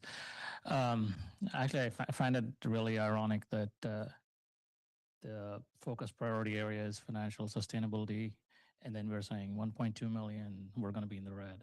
So it's part of like the whole package. But I just wanted to know from just on the ATC item, right? Like, so if the ATC item does not materialize for whatever reason, are we, or with or without it, are we saying that this is a structural deficit? Well, so as council knows, because we've made, a number of presentations on this as far as the sustainability that you've talked about earlier, we're kind of facing two types of deficits here at the city. One is more an operational deficit, which, Jessica talked about tonight within the 5-year plan. The other is actually an infrastructure funding kind of deficit. And I don't know if council remembers this, but we have basically about a $21 million funding deficit for infrastructure. So it's really a two-part deficit, that we're facing. I mean, when we do a 5-year forecast, obviously we do our best. But it is an estimate. It could come in better, it could come in worse. But I think the important thing for everybody to understand, that's not the only deficit we're facing. What we're projecting, we're only showing the operating side. If you factor in a couple other things too, if you factor in infrastructure and then our pension obligations as well too, we've got to continue to fund both of those, because the key thing on both of those is the sooner we can fund those, the less costly it's going to be to the city over the long term. So. Yes, and construction Councilmember costs. Dory, if I could add a little bit though, you mentioned the fiscal sustainability part of it. And at the beginning of this meeting, I mentioned in July, we're going to come back and talk a little bit deeper. And the fiscal sustainability part of it is, we want to start working on a balanced budget for next year. So it's going to mean some difficult discussions, and we need to start those earlier than later. So that's how that's all going to come together. So I would anticipate by next year that the city would be adopting a very different 5-year forecast, because you have to at some point in time true it up. You can't keep pushing it out. Okay, good to know, and thanks for the friendly heads up, I guess. But the other thing I wanted to know, just for my benefit, is obviously over the course of time, it looks like we're dipping into the reserves. So is there like a floor for the reserve? Are we going under the floor, or? Well, and just to kind of remind council about this, when we adopted the 2-year budget last year, basically we set a new standard basically for the general fund of 25%. And we really tried to focus on that, in doing the 5-year forecast. So, our stressing point is we don't want to see that drop below 25%. It kind of goes back to one of the council members' point earlier. We are basically a very tourism-driven city. We're highly reliant upon, transient occupancy taxes, and our sales taxes are dependent upon that as well too. So it's important that we have healthy reserves to buffer us during, times of downturn in essence. So we definitely do not want to see that go below 25%, because we need it not only for that, but if we, for example, the recent, like the pier project, that we're looking to do the rehab on the pier project, a lot of times with those grant projects, we need to have matching funds available to be able to qualify for those. And really, we don't have really resources and matching funds pretty much other than our general fund. So that's why for those reasons, it's really important for us to maintain, a healthy fund balance. So you can make tourists buy twice the number of songs? We would love to, but unfortunately, no. Yeah. But I think the last question I have is just the sewer fund, right? Like there seems to be quite a lot going into that. So does that end in 26, 27, or are we like forecasting that in the future too? There will definitely be more improvements that need to be. We have an aging sewer system here in the city. To give you an example, Monterey One Water recently is proposing some, significant rate increases because they have a lot of deferred infrastructure, in their operations. And I mean, we don't obviously have the sewer plant with us, but we have aging, pipelines and stuff like that. And so that's part of what that master collection system study is going to be. It's going to basically relook at all of our aging sewer infrastructure and come up with some recommendations. What I'm going to be posing probably as an interim step is probably at least a financial update to the sewer fees. I mean, it has to go for a Prop 218 vote, basically. But because the study is going to probably take about a year or so to complete, I want to at least have an interim update to kind of bring up our fees somewhat, because they haven't been increased in the last couple of years. But yes, we have a lot of infrastructure needs for sewer that need to be funded. Okay, appreciate all the details here. I'm looking forward to the next steps here. Thank you. Thank you, Councilman Rao. Regarding the sales tax, do we have any idea what percentage the tourists pay versus the folks that live here? It's hard to know. But what I can tell you is this, is that we have two different sources of sales tax. So we have what's called the Bradley Burn sales tax. That's the base, 1%. And then we have what's called the transaction and use tax. Basically, we get far more from the transaction and use tax, because what happens with that is, let's say someone buys a car, that's a resident here in Pacific Grove. So because let's say they bought it in Monterey, the Bradley Burns tax would go to Monterey, but because we have the transaction use tax, because that person lives here and drives a car back here, we get that 1%.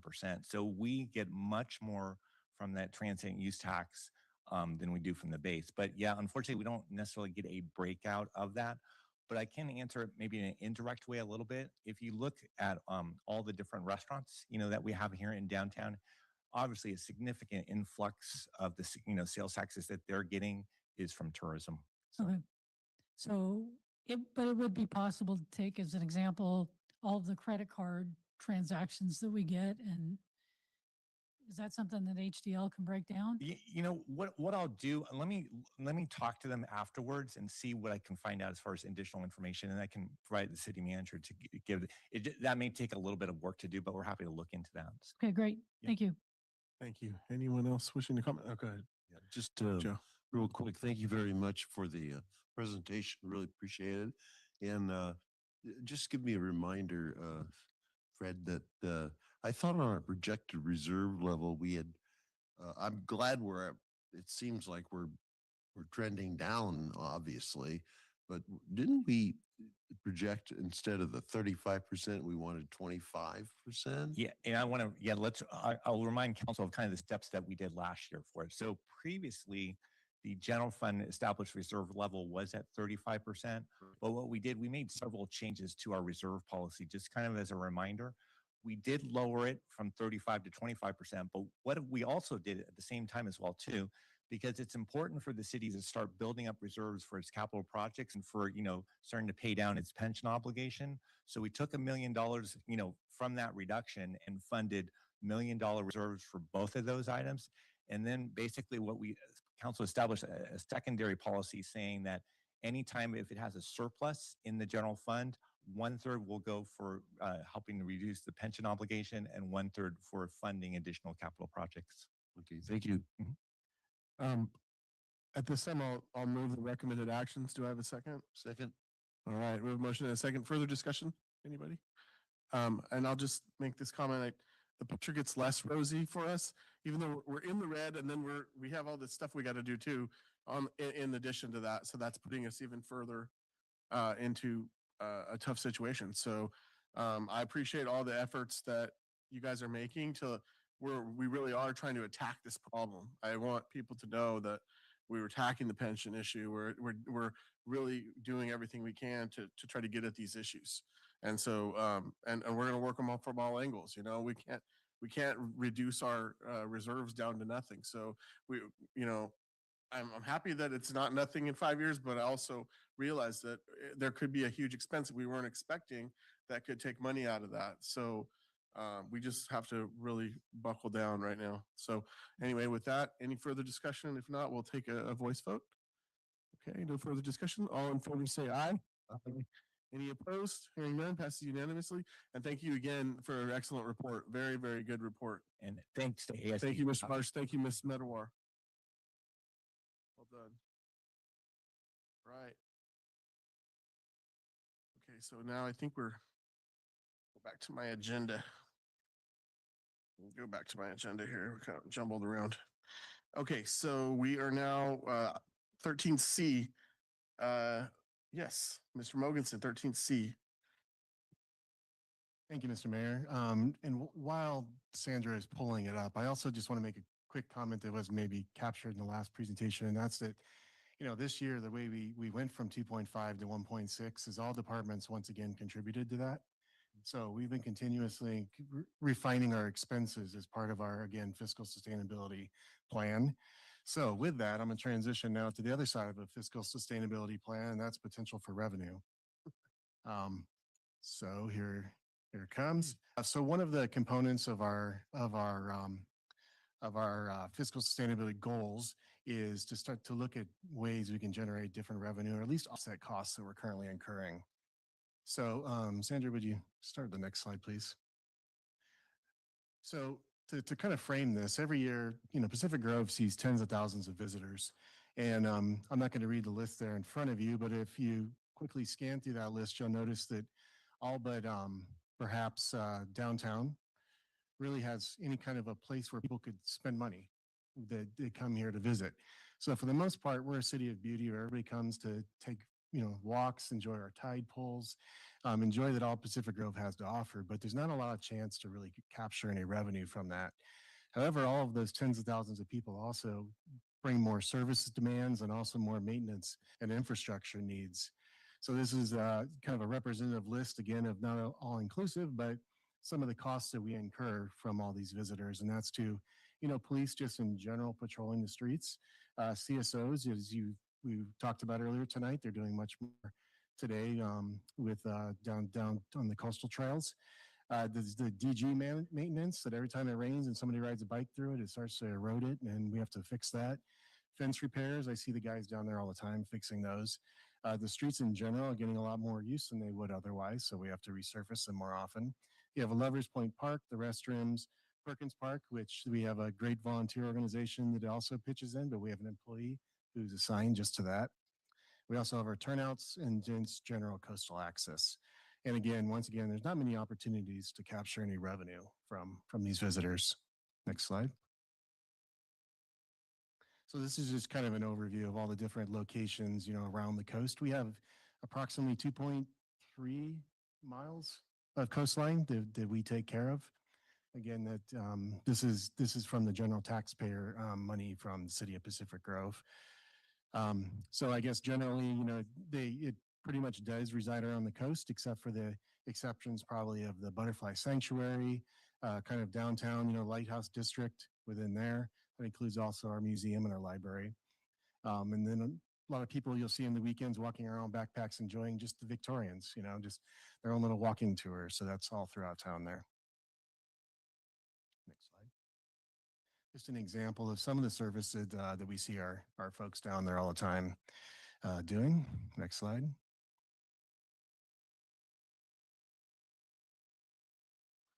And again, well, that's fine. But you can see they're fixing the fence here. Last year we had a washout. I guess it was 2 years ago. It took us a while to actually get that done once we got our CDP approved and stuff. But we are seeing coastal erosion that we have to maintain. There's some asphalt here. We have another picture that is actually fixed, but this is what it looked like before we had to fix it. Next slide. So what are the highest demands areas that we really see? And I guess in terms of parking and the parking we have to manage, and I'd say the highest is probably Ocean View Boulevard, and it can be anywhere from Otter Point. Sometimes it's closer to Perkins Park, all the way to Hopkins on the weekends. And actually just today is a Wednesday, and I drove the coast at lunch, and it was solid parking between, I want to say, Perkins Park all the way to Hopkins. And there was some available on the south side of Ocean View Boulevard as you got kind of more by Parrot Park, but for the most part, it was all full. Also East Central, and that's kind of the entrance to the city. That parking, again, today was full, and it usually is on the weekends. And then downtown Pacific Grove, often today there was no parking down there. So ways that we do manage it is we do have some paid parking just around the ATC hotel. And one of the items that is going to still be talked about tonight has to do with that paid parking. We also have some timed parking areas around the city as well, and those are primarily kind of in the entrance over there next to ATC, also around Lovers Point and downtown for the most part. And then we just have open parking. Next slide. So area that we really want to at least start on, we'll call this phase 1 focus, is a section of Ocean View Boulevard, and you'll see 2 red hash marks on the screen. And what those are really giving a boundary for is where the time parking doesn't exist. So you probably anybody who's here has recognized on the weekends that you see a lot of people who are parking along the section and they enjoy our coastal trail. Perhaps they walk down, have a coffee or eat at the snack shack, but primarily they usually go over to the aquarium or to Cannery Row. So because as soon as you cross into Monterey or you get close to the ATC, you have to pay for parking. So we become kind of a location for a lot of people who park in this area for free. And that can go up into the neighborhoods as well. But as you get closer to the ATC, there's actually some resident permit parking. So one of the opportunities that we see here is to perhaps to take a look at expanding paid parking. And we think this could, help us in some way, in a few different ways. One is, next slide, probably have some better information.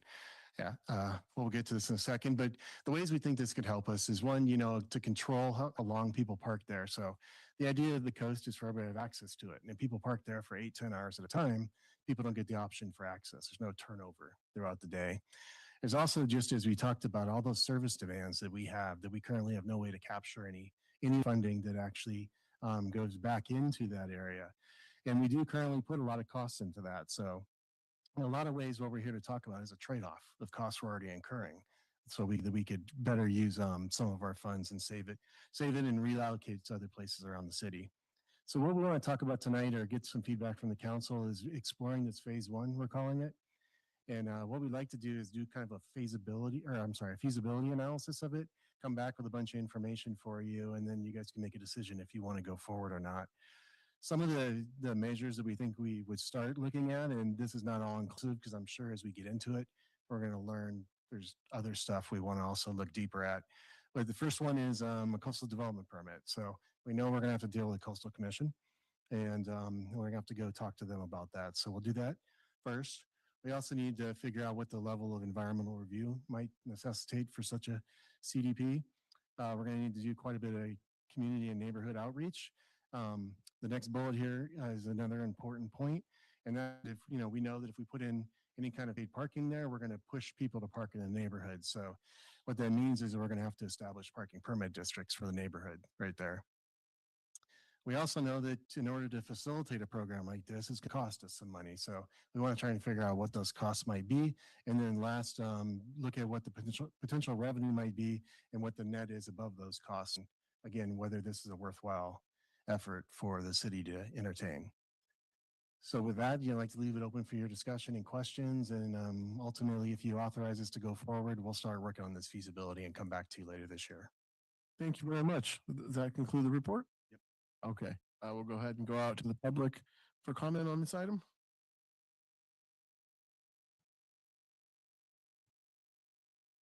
Take in-house. Go ahead. Take in-house. No problem. Go ahead. I think the parking is a great idea. I do think that there's an opportunity for the city to make money. But like most things, it's going to cost money to make money, as you just had said. There's going to be initial costs in order to start doing it that have to be taken into consideration. How fast that these revenues back. But at the same time, I do veer on the side of the citizens of Pacific Grove with the parking permits, being able to have themselves parked where they need to, or even accessibility to Lighthouse as a citizen or as a PG person, not as a outcomer. Does the permit allow you to park on the main street there, or do you still have to pay for? I mean, there's a lot of different nuances, but just looking out for the citizen side of it, making sure that we're taking into consideration, we don't want to turn people away from going downtown in order to enjoy a dinner out, although I walk most of the time. So thanks. All right, thank you. Thank you, Sally Moore here. And just a couple thoughts. Hold the mic down. Oh, thank you. Better? Yes. Okay. I remember this was looked at a number of years ago, and I think the Coastal Commission at that point had said no, but if there was any money, that it would go into coastal reconstruction or protection. I know the thought would be many years ago in the Reader's Digest, they pointed out that Pacific Grove has a satellite that goes across and can read license plates. And if people are parked too long, they get a ticket. And I think that we could also give tickets to these people that are parked downtown on these huge trucks that stick right out into the street. So perhaps we can get funds there. They should be ticketed. So those are my thoughts. Thanks. Thank you. I just wanted to say as we talk about, Carl, I wanted to say as we talk about the unfunded pension liabilities and all the other liabilities going forward, I really like when staff wrote in the agenda packet that this goes somewhere. This doesn't just go to the general fund. These go to projects where law enforcement and the bathrooms are kind of focused on. And just so I really like that when we're bringing in revenue, we're putting it somewhere and hopefully keeping it there. Because the bathrooms at Lover's Point could obviously use a lot of work. Voters online, yes. Yeah, go ahead. okay, Thank you. Inga Lawrence and Doimer, you have the floor. Thank you, Sandra. Mayor and council, I would point out that staff seems to want to reinvent the wheel here. This first started when the Monterey Bay Aquarium first opened in 1984 with no parking plan or garage.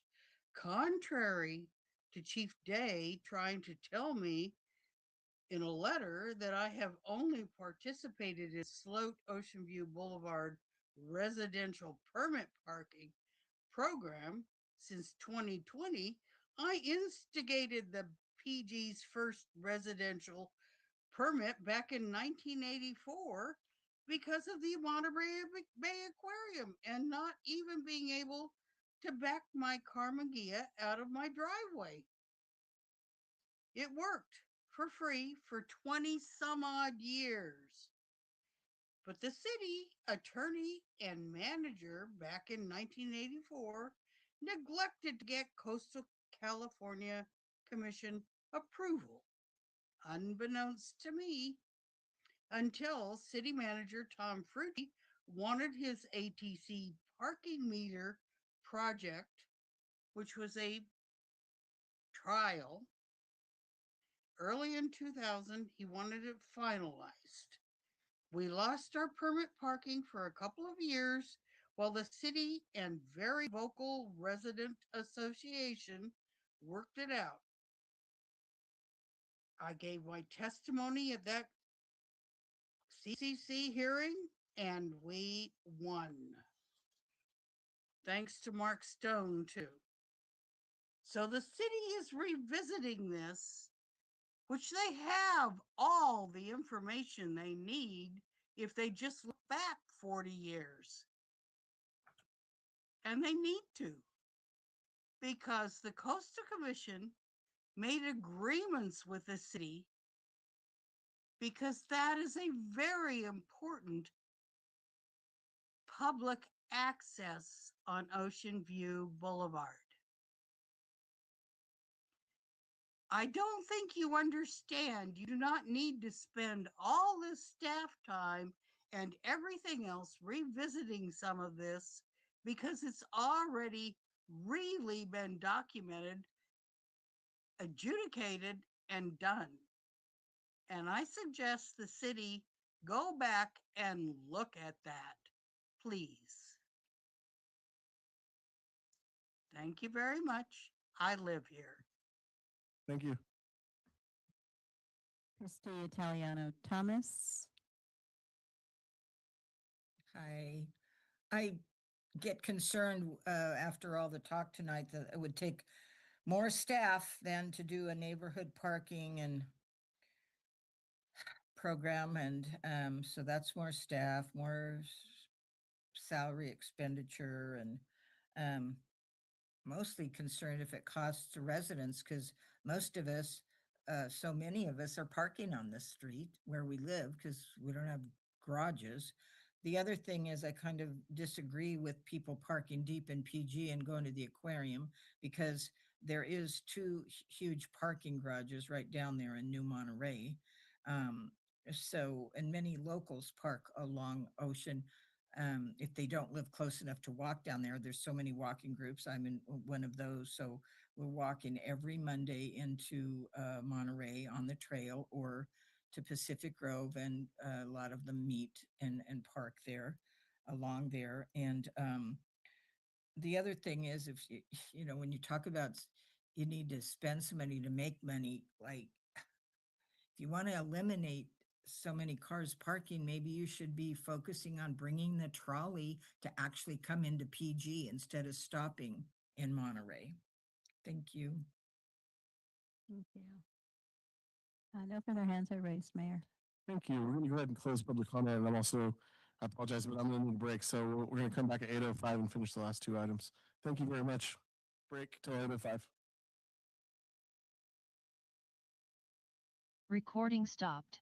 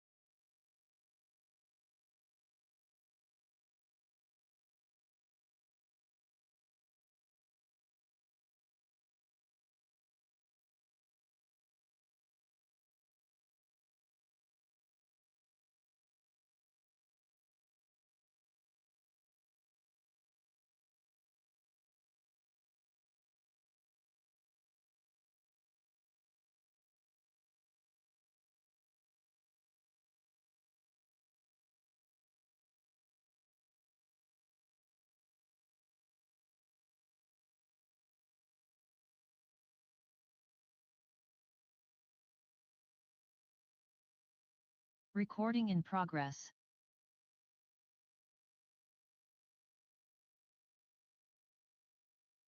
Okay, are we back? Sandra, are we back? Okay, we're back. Okay, excellent. It's 8:04, starting the meeting again here. We closed public comment. We're on item 13C, and we're bringing it back to the council for discussion and action relating to the feasibility of paid parking on Ocean View Boulevard. Who would like to kick it off? Councilmember Rao. Thank you, Your Honor. You know, I just wanted to address a couple of the folks that had comments, and you look at things over a 40-year period of time because things change. And where we had the Coastal Commission that didn't allow parking, but in Seal Beach, they were able to make the case to have paid parking. I would like to say thank you to Mr. Mogensen. He's already making a list of the unintended consequences that we want to make sure that we don't fix one thing and break three. And so I think that's really important. We need to protect the residents, especially the renters who probably do not have driveways and do not have a way to park. And so I think we need to look at that as well. The news is out. This is a really great place to live, and it's a really great place to come and visit. And the tourists need to help us reduce their impact on the city. It shouldn't fall to the burden of the residents to have to do that. And I think one of the major outcomes should be that we're looking not only to look at the revenue piece of it, but also how do we drive people's behavior.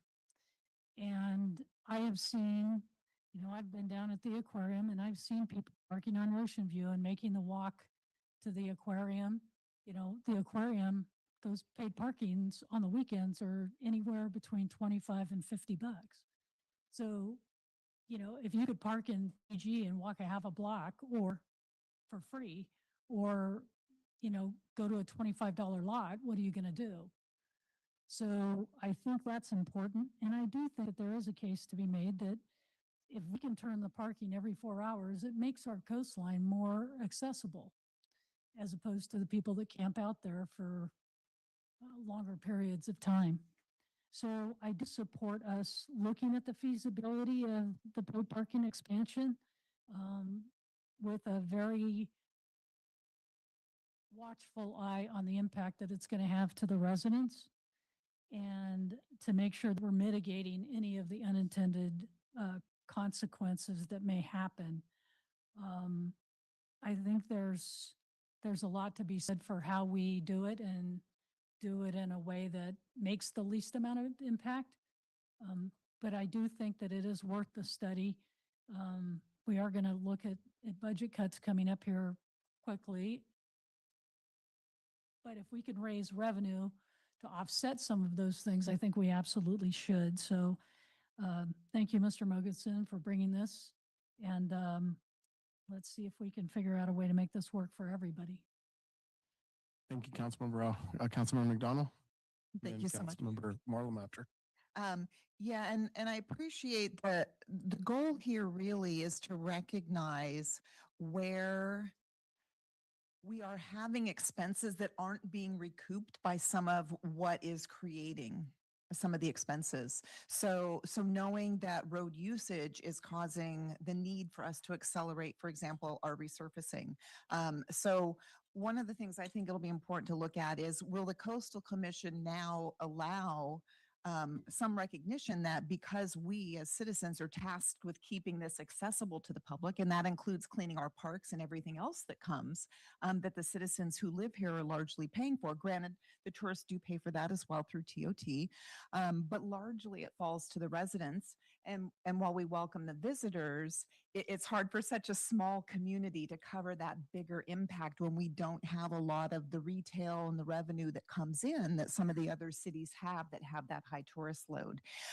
One of the things I think, as some of the speakers have said, is really important is to ensure that we have a solid program in place for the residents, because as people have mentioned throughout the night, residents pay a lot to live here. They love it here. And we don't want to in any way prevent the locals from being able to use and enjoy their own city. I'm an example, I'm often going down to the coast to do various volunteer work and things. And so we just want to make sure that there are no unintended consequences, as Councilmember Rouse said, to our community, whether that be having whatever parking meters end up being utilized, being able to give free parking to residents with a code, and other ways where we can make sure that it is not an undue impact to the residents, but also brings on that revenue to make sure that we can meet our commitment to keep our roads intact, our parks clean, and inviting for the residents and for the visitors. So I think that just to kind of reassure everyone that we are, really looking to make sure this doesn't have a negative detrimental impact on the residents, and just helps the tourist help us cover the cost of making sure this is an enduring place to enjoy. We will have costs, unfortunately, from sea level rise as we have more coastal erosion. So we're going to be looking at a lot of expenses down the future.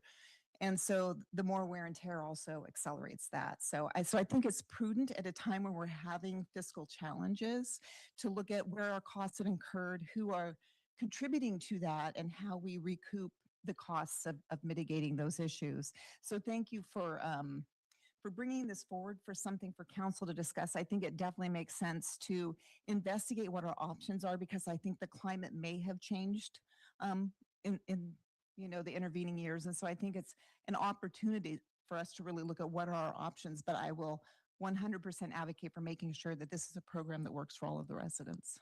Thank you. Thank you, Councilmember Moreland.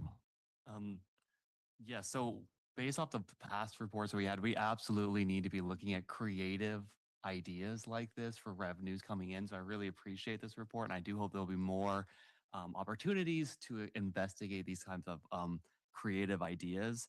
We're not the only city. So we have Monterey's already done this. Carmel's having discussions about this.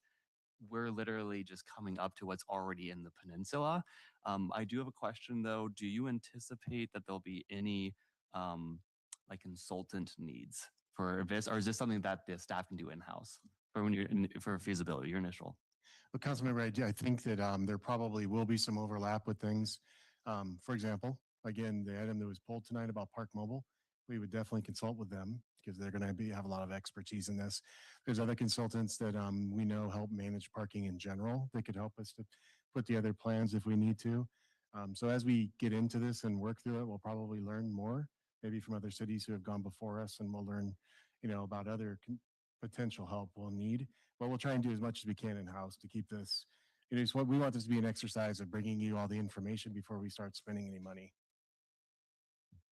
I'm sorry, the last quick thing. So it was mentioned earlier, like this is something that's gone on for the last like 40 years. When you come back to your report, would you be able to give us just like a high level of like, I know sometimes it's hard to find those records, but like if it's not, we don't take a lot of your time, but if it's something easily accessible to say like, this was first kind of come at this time, and here's kind of why.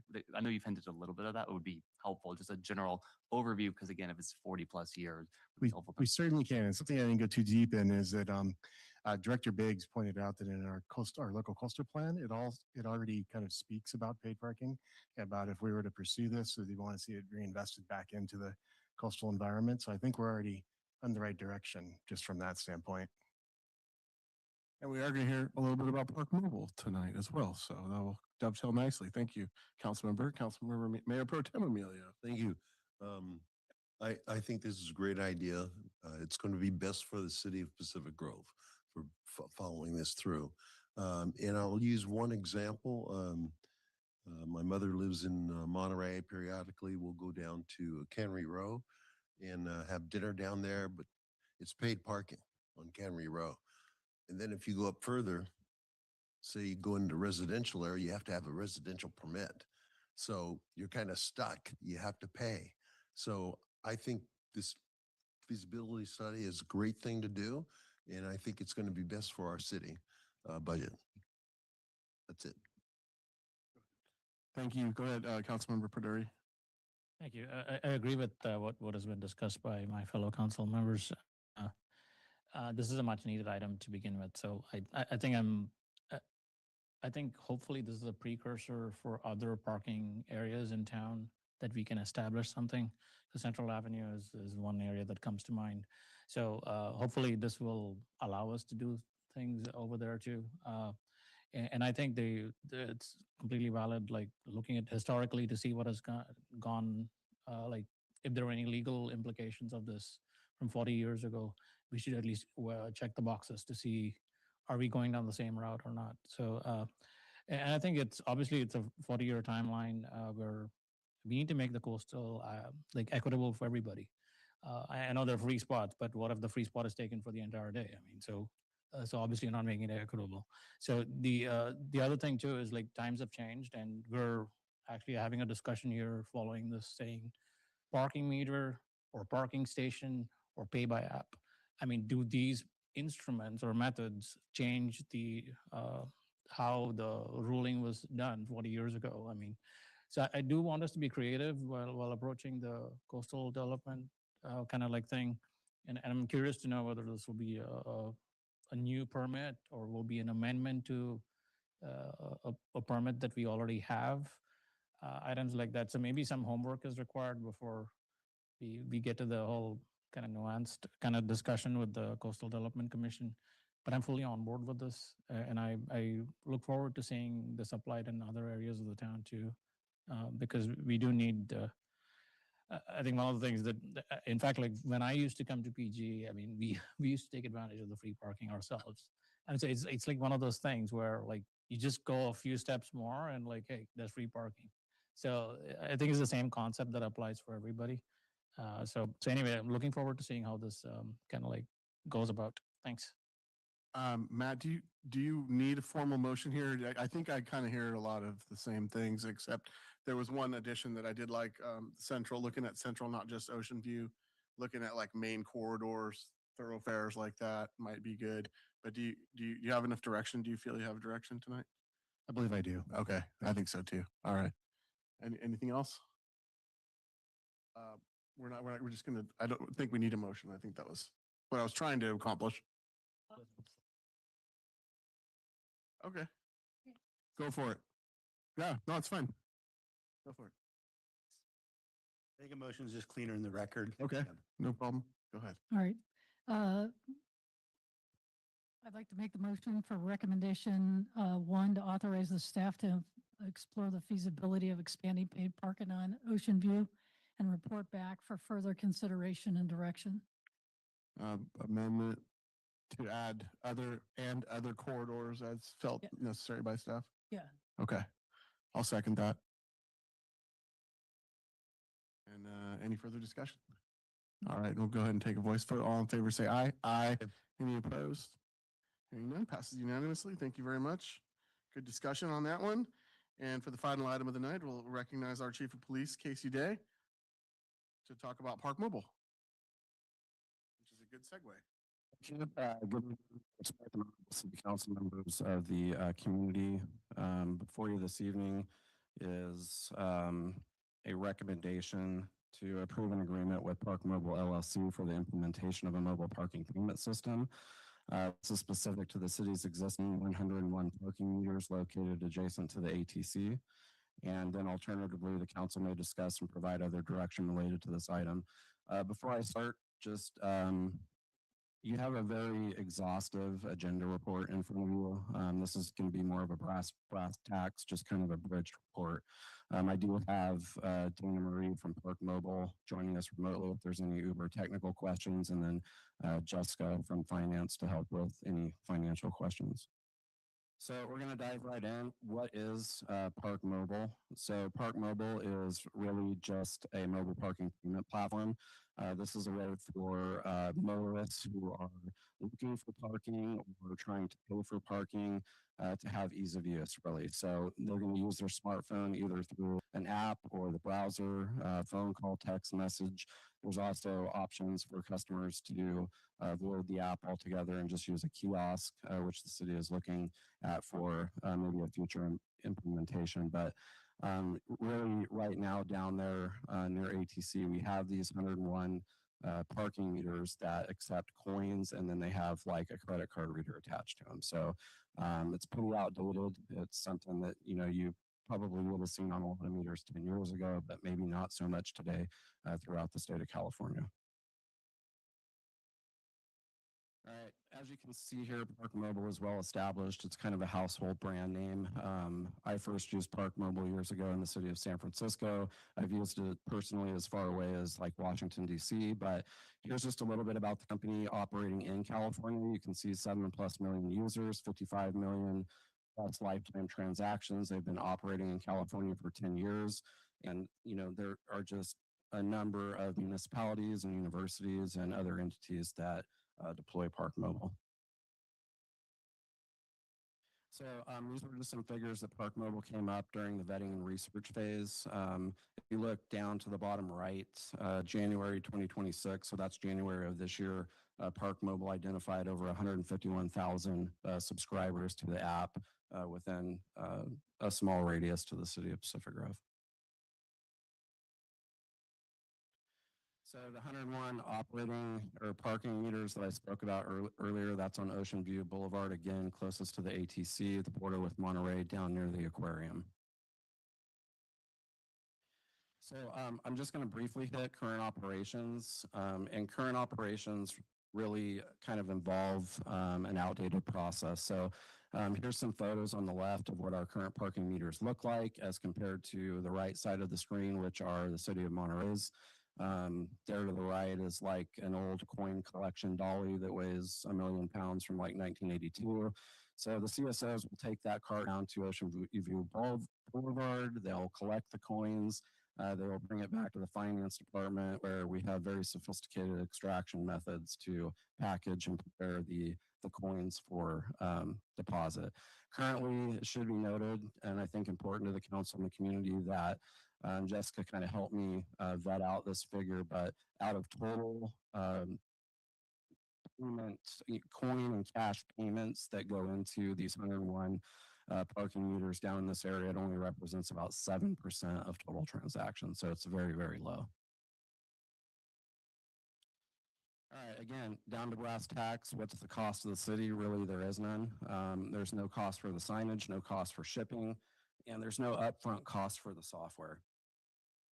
So the question in the room is, how does Park Mobile exist? How do they make their money, right? So our parking fees, as you know, are already structured and set through the council as part of our fee schedule. So I think recently those parking fees went up to $225. So that's what is in the figure that you're looking at, showing the current cost for about an hour of parking at $2.25. So the transaction fee, the customer transaction fee, for every transaction that a parker starts or uses to park their car, they're going to pay 40 cents. And that 40 cents is what goes to Park Mobile. So they are a transaction-based organization or company. That's how they make their money. That fee doesn't change. It's non-negotiable. Actually, the city is currently benefiting. Their standard fee is 45 cents per transaction. However, because of our relationship as an Omnia partner, contract partner, we get a reduced fee for our customer base at 40 cents. The other part of kind of the financial piece, I'm going to try to explain this in a way that is easily understandable, but for those that may not know what a merchant of record is, in simple terms, this is really the entity that handles the administrative burden of invoices, of reimbursing or refunding to customers in instances where there is an issue. So they're responsible for all those kind of customer payment components.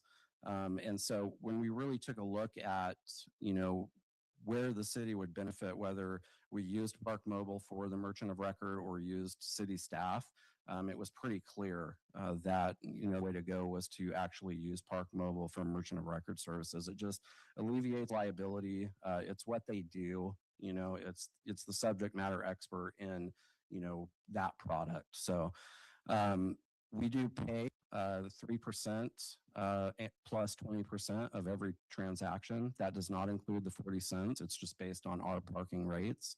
But that is also another way in which Park Mobile will make money.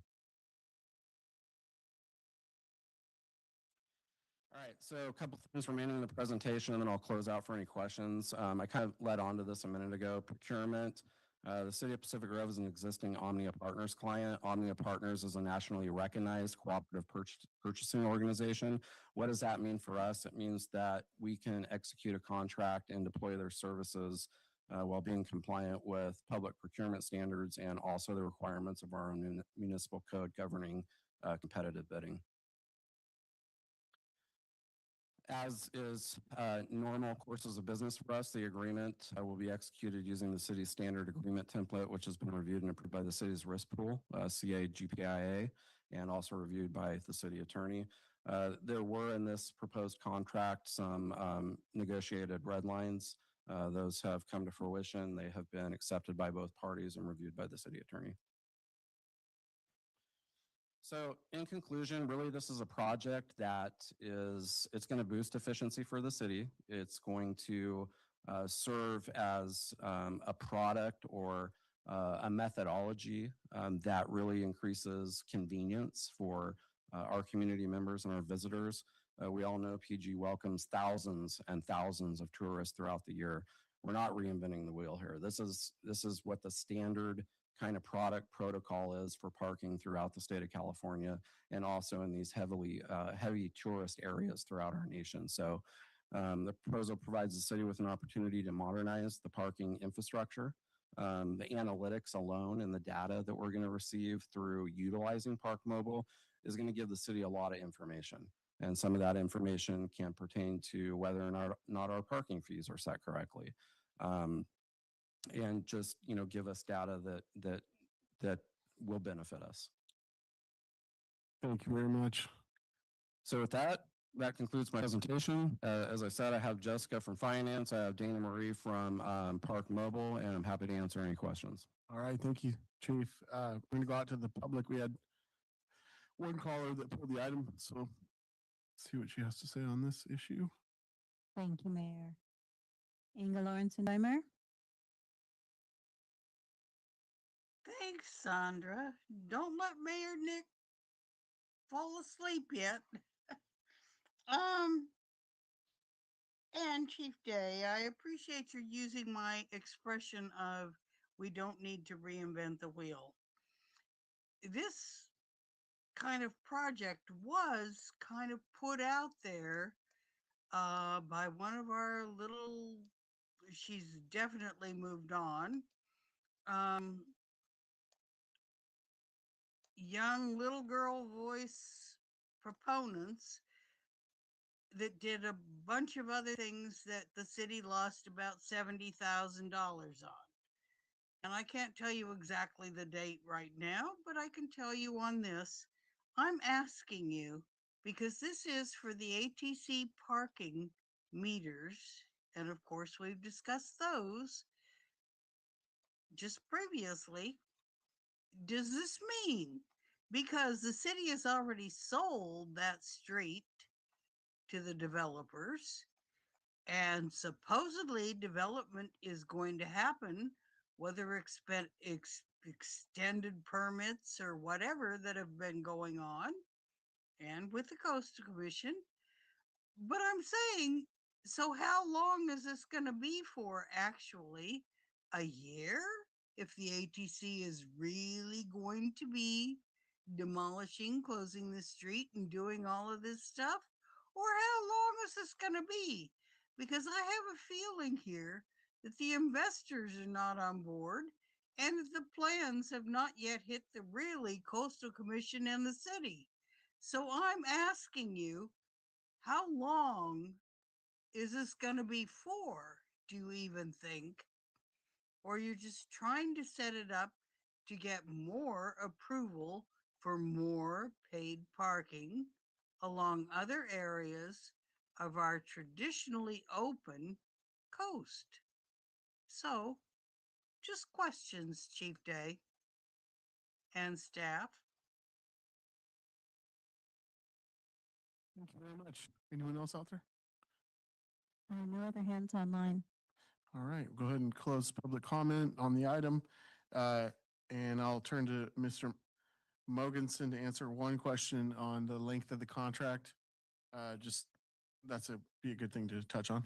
Sure. Thank you, Mr. Mayor. So the ATC project has there are certain triggers. And one of those triggers is the street gets vacated at some point in time, right? I believe there was, I can't remember the exact number, but I want to say it was 17 parking stalls or parking meters that will go away when that happens. But the rest of the 101 will remain. So All right. we'll end up with 85 or something like that. Thank you very much for answering that. So this is an obvious, to me, is very easy decision with all the upgrades we're going to get with Park Mobile and all the utility we're going to receive as a city. And I would say probably increased collection based on the efficiency of it, as we've all used it in Monterey. So I'm very much in favor of this. I'm ready to go with this whenever my colleagues are ready to go with me. Councilmember Garfield. Thank you, Your Honor. So having used this before elsewhere, one of the things that's really nice about it is that you can get notified when you're about to run out of the amount that you put in. And so you don't risk getting a ticket, but often you wouldn't get one anyway. So you have to kind of roll the dice as to whether you're going to run out of the aquarium and put more quarters in. Will this system allow somebody to get notified and add to their previous, what would you call it? Time. Thank you. Yes, ma'am, that's exactly what it does. So, Okay. that's really the benefit across the board to the enforcement and the convenience factor, right? Because people do not want to leave their hair appointment. They don't want to leave lunch to go feed coins back into the meter. And so what's good for the goose is good for the gander. They're able to pick up their phone and add more time. Okay. Thank you. I think that is a good convenience, and I think we'll get more funds out of it. So we're replacing an obsolete, dated, ineffective system with something that we all know how to use. It's very well defined and it works. I think that's pretty clear. Pretty good, yeah. All right, Councilmember Paduri. Thank you. I'm surprised you want to eliminate that sophisticated coin kind of collection. But I just wanted to make a remark. I didn't want to, I wasn't planning to comment, but noting that we heard from several associations today that we're understaffed. This is one of the ways that the city is making things efficient for you. And this is hopefully help you like reduce time to put that time in some other efforts. So I just wanted everybody to at least recognize that fact that the city is not city is, I would say, thoughtfully doing things to make sure that the staff is aligned to everything. Thank you. Agreed. Thank you. Councilmember McDonald. Thank you. And a quick follow on to that, because the flip side of that is that the CSO team would also be notified when those parking spaces are expiring. So that makes it a lot easier for them to find out, where there are ones. And that does help with the turnover and more access. So I would think that would be something else the Coastal Commission would potentially appreciate as well.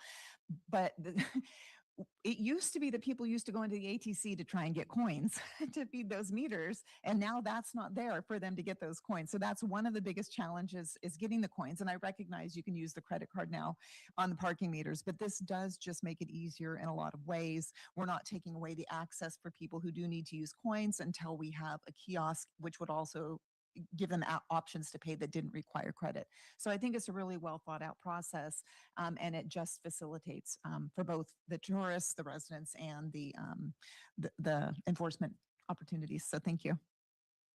Mayor Tim? Yeah, I'd like to make a motion to go ahead and accept this. Recommendation 1? Recommendation 1, yeah. All right. I'll second. All right. Motion by Emilio, second by Rao. Did you have a point, Councilmember? Okay. All right. I thought you looked at me. Okay. All right. We'll go ahead and take a voice vote on this. All in favor, say aye. Aye. Any opposed? Hearing none, passes unanimously. Thank you, Chief. Well done. Nice report. Thanks everyone for hanging around. Thank you, Ms. Medawar, for hanging around. And for all of those of you that are still online, thank you for hanging with us. And all of those here, we wish you a good night. Have a great evening. Good night. Meeting's adjourned.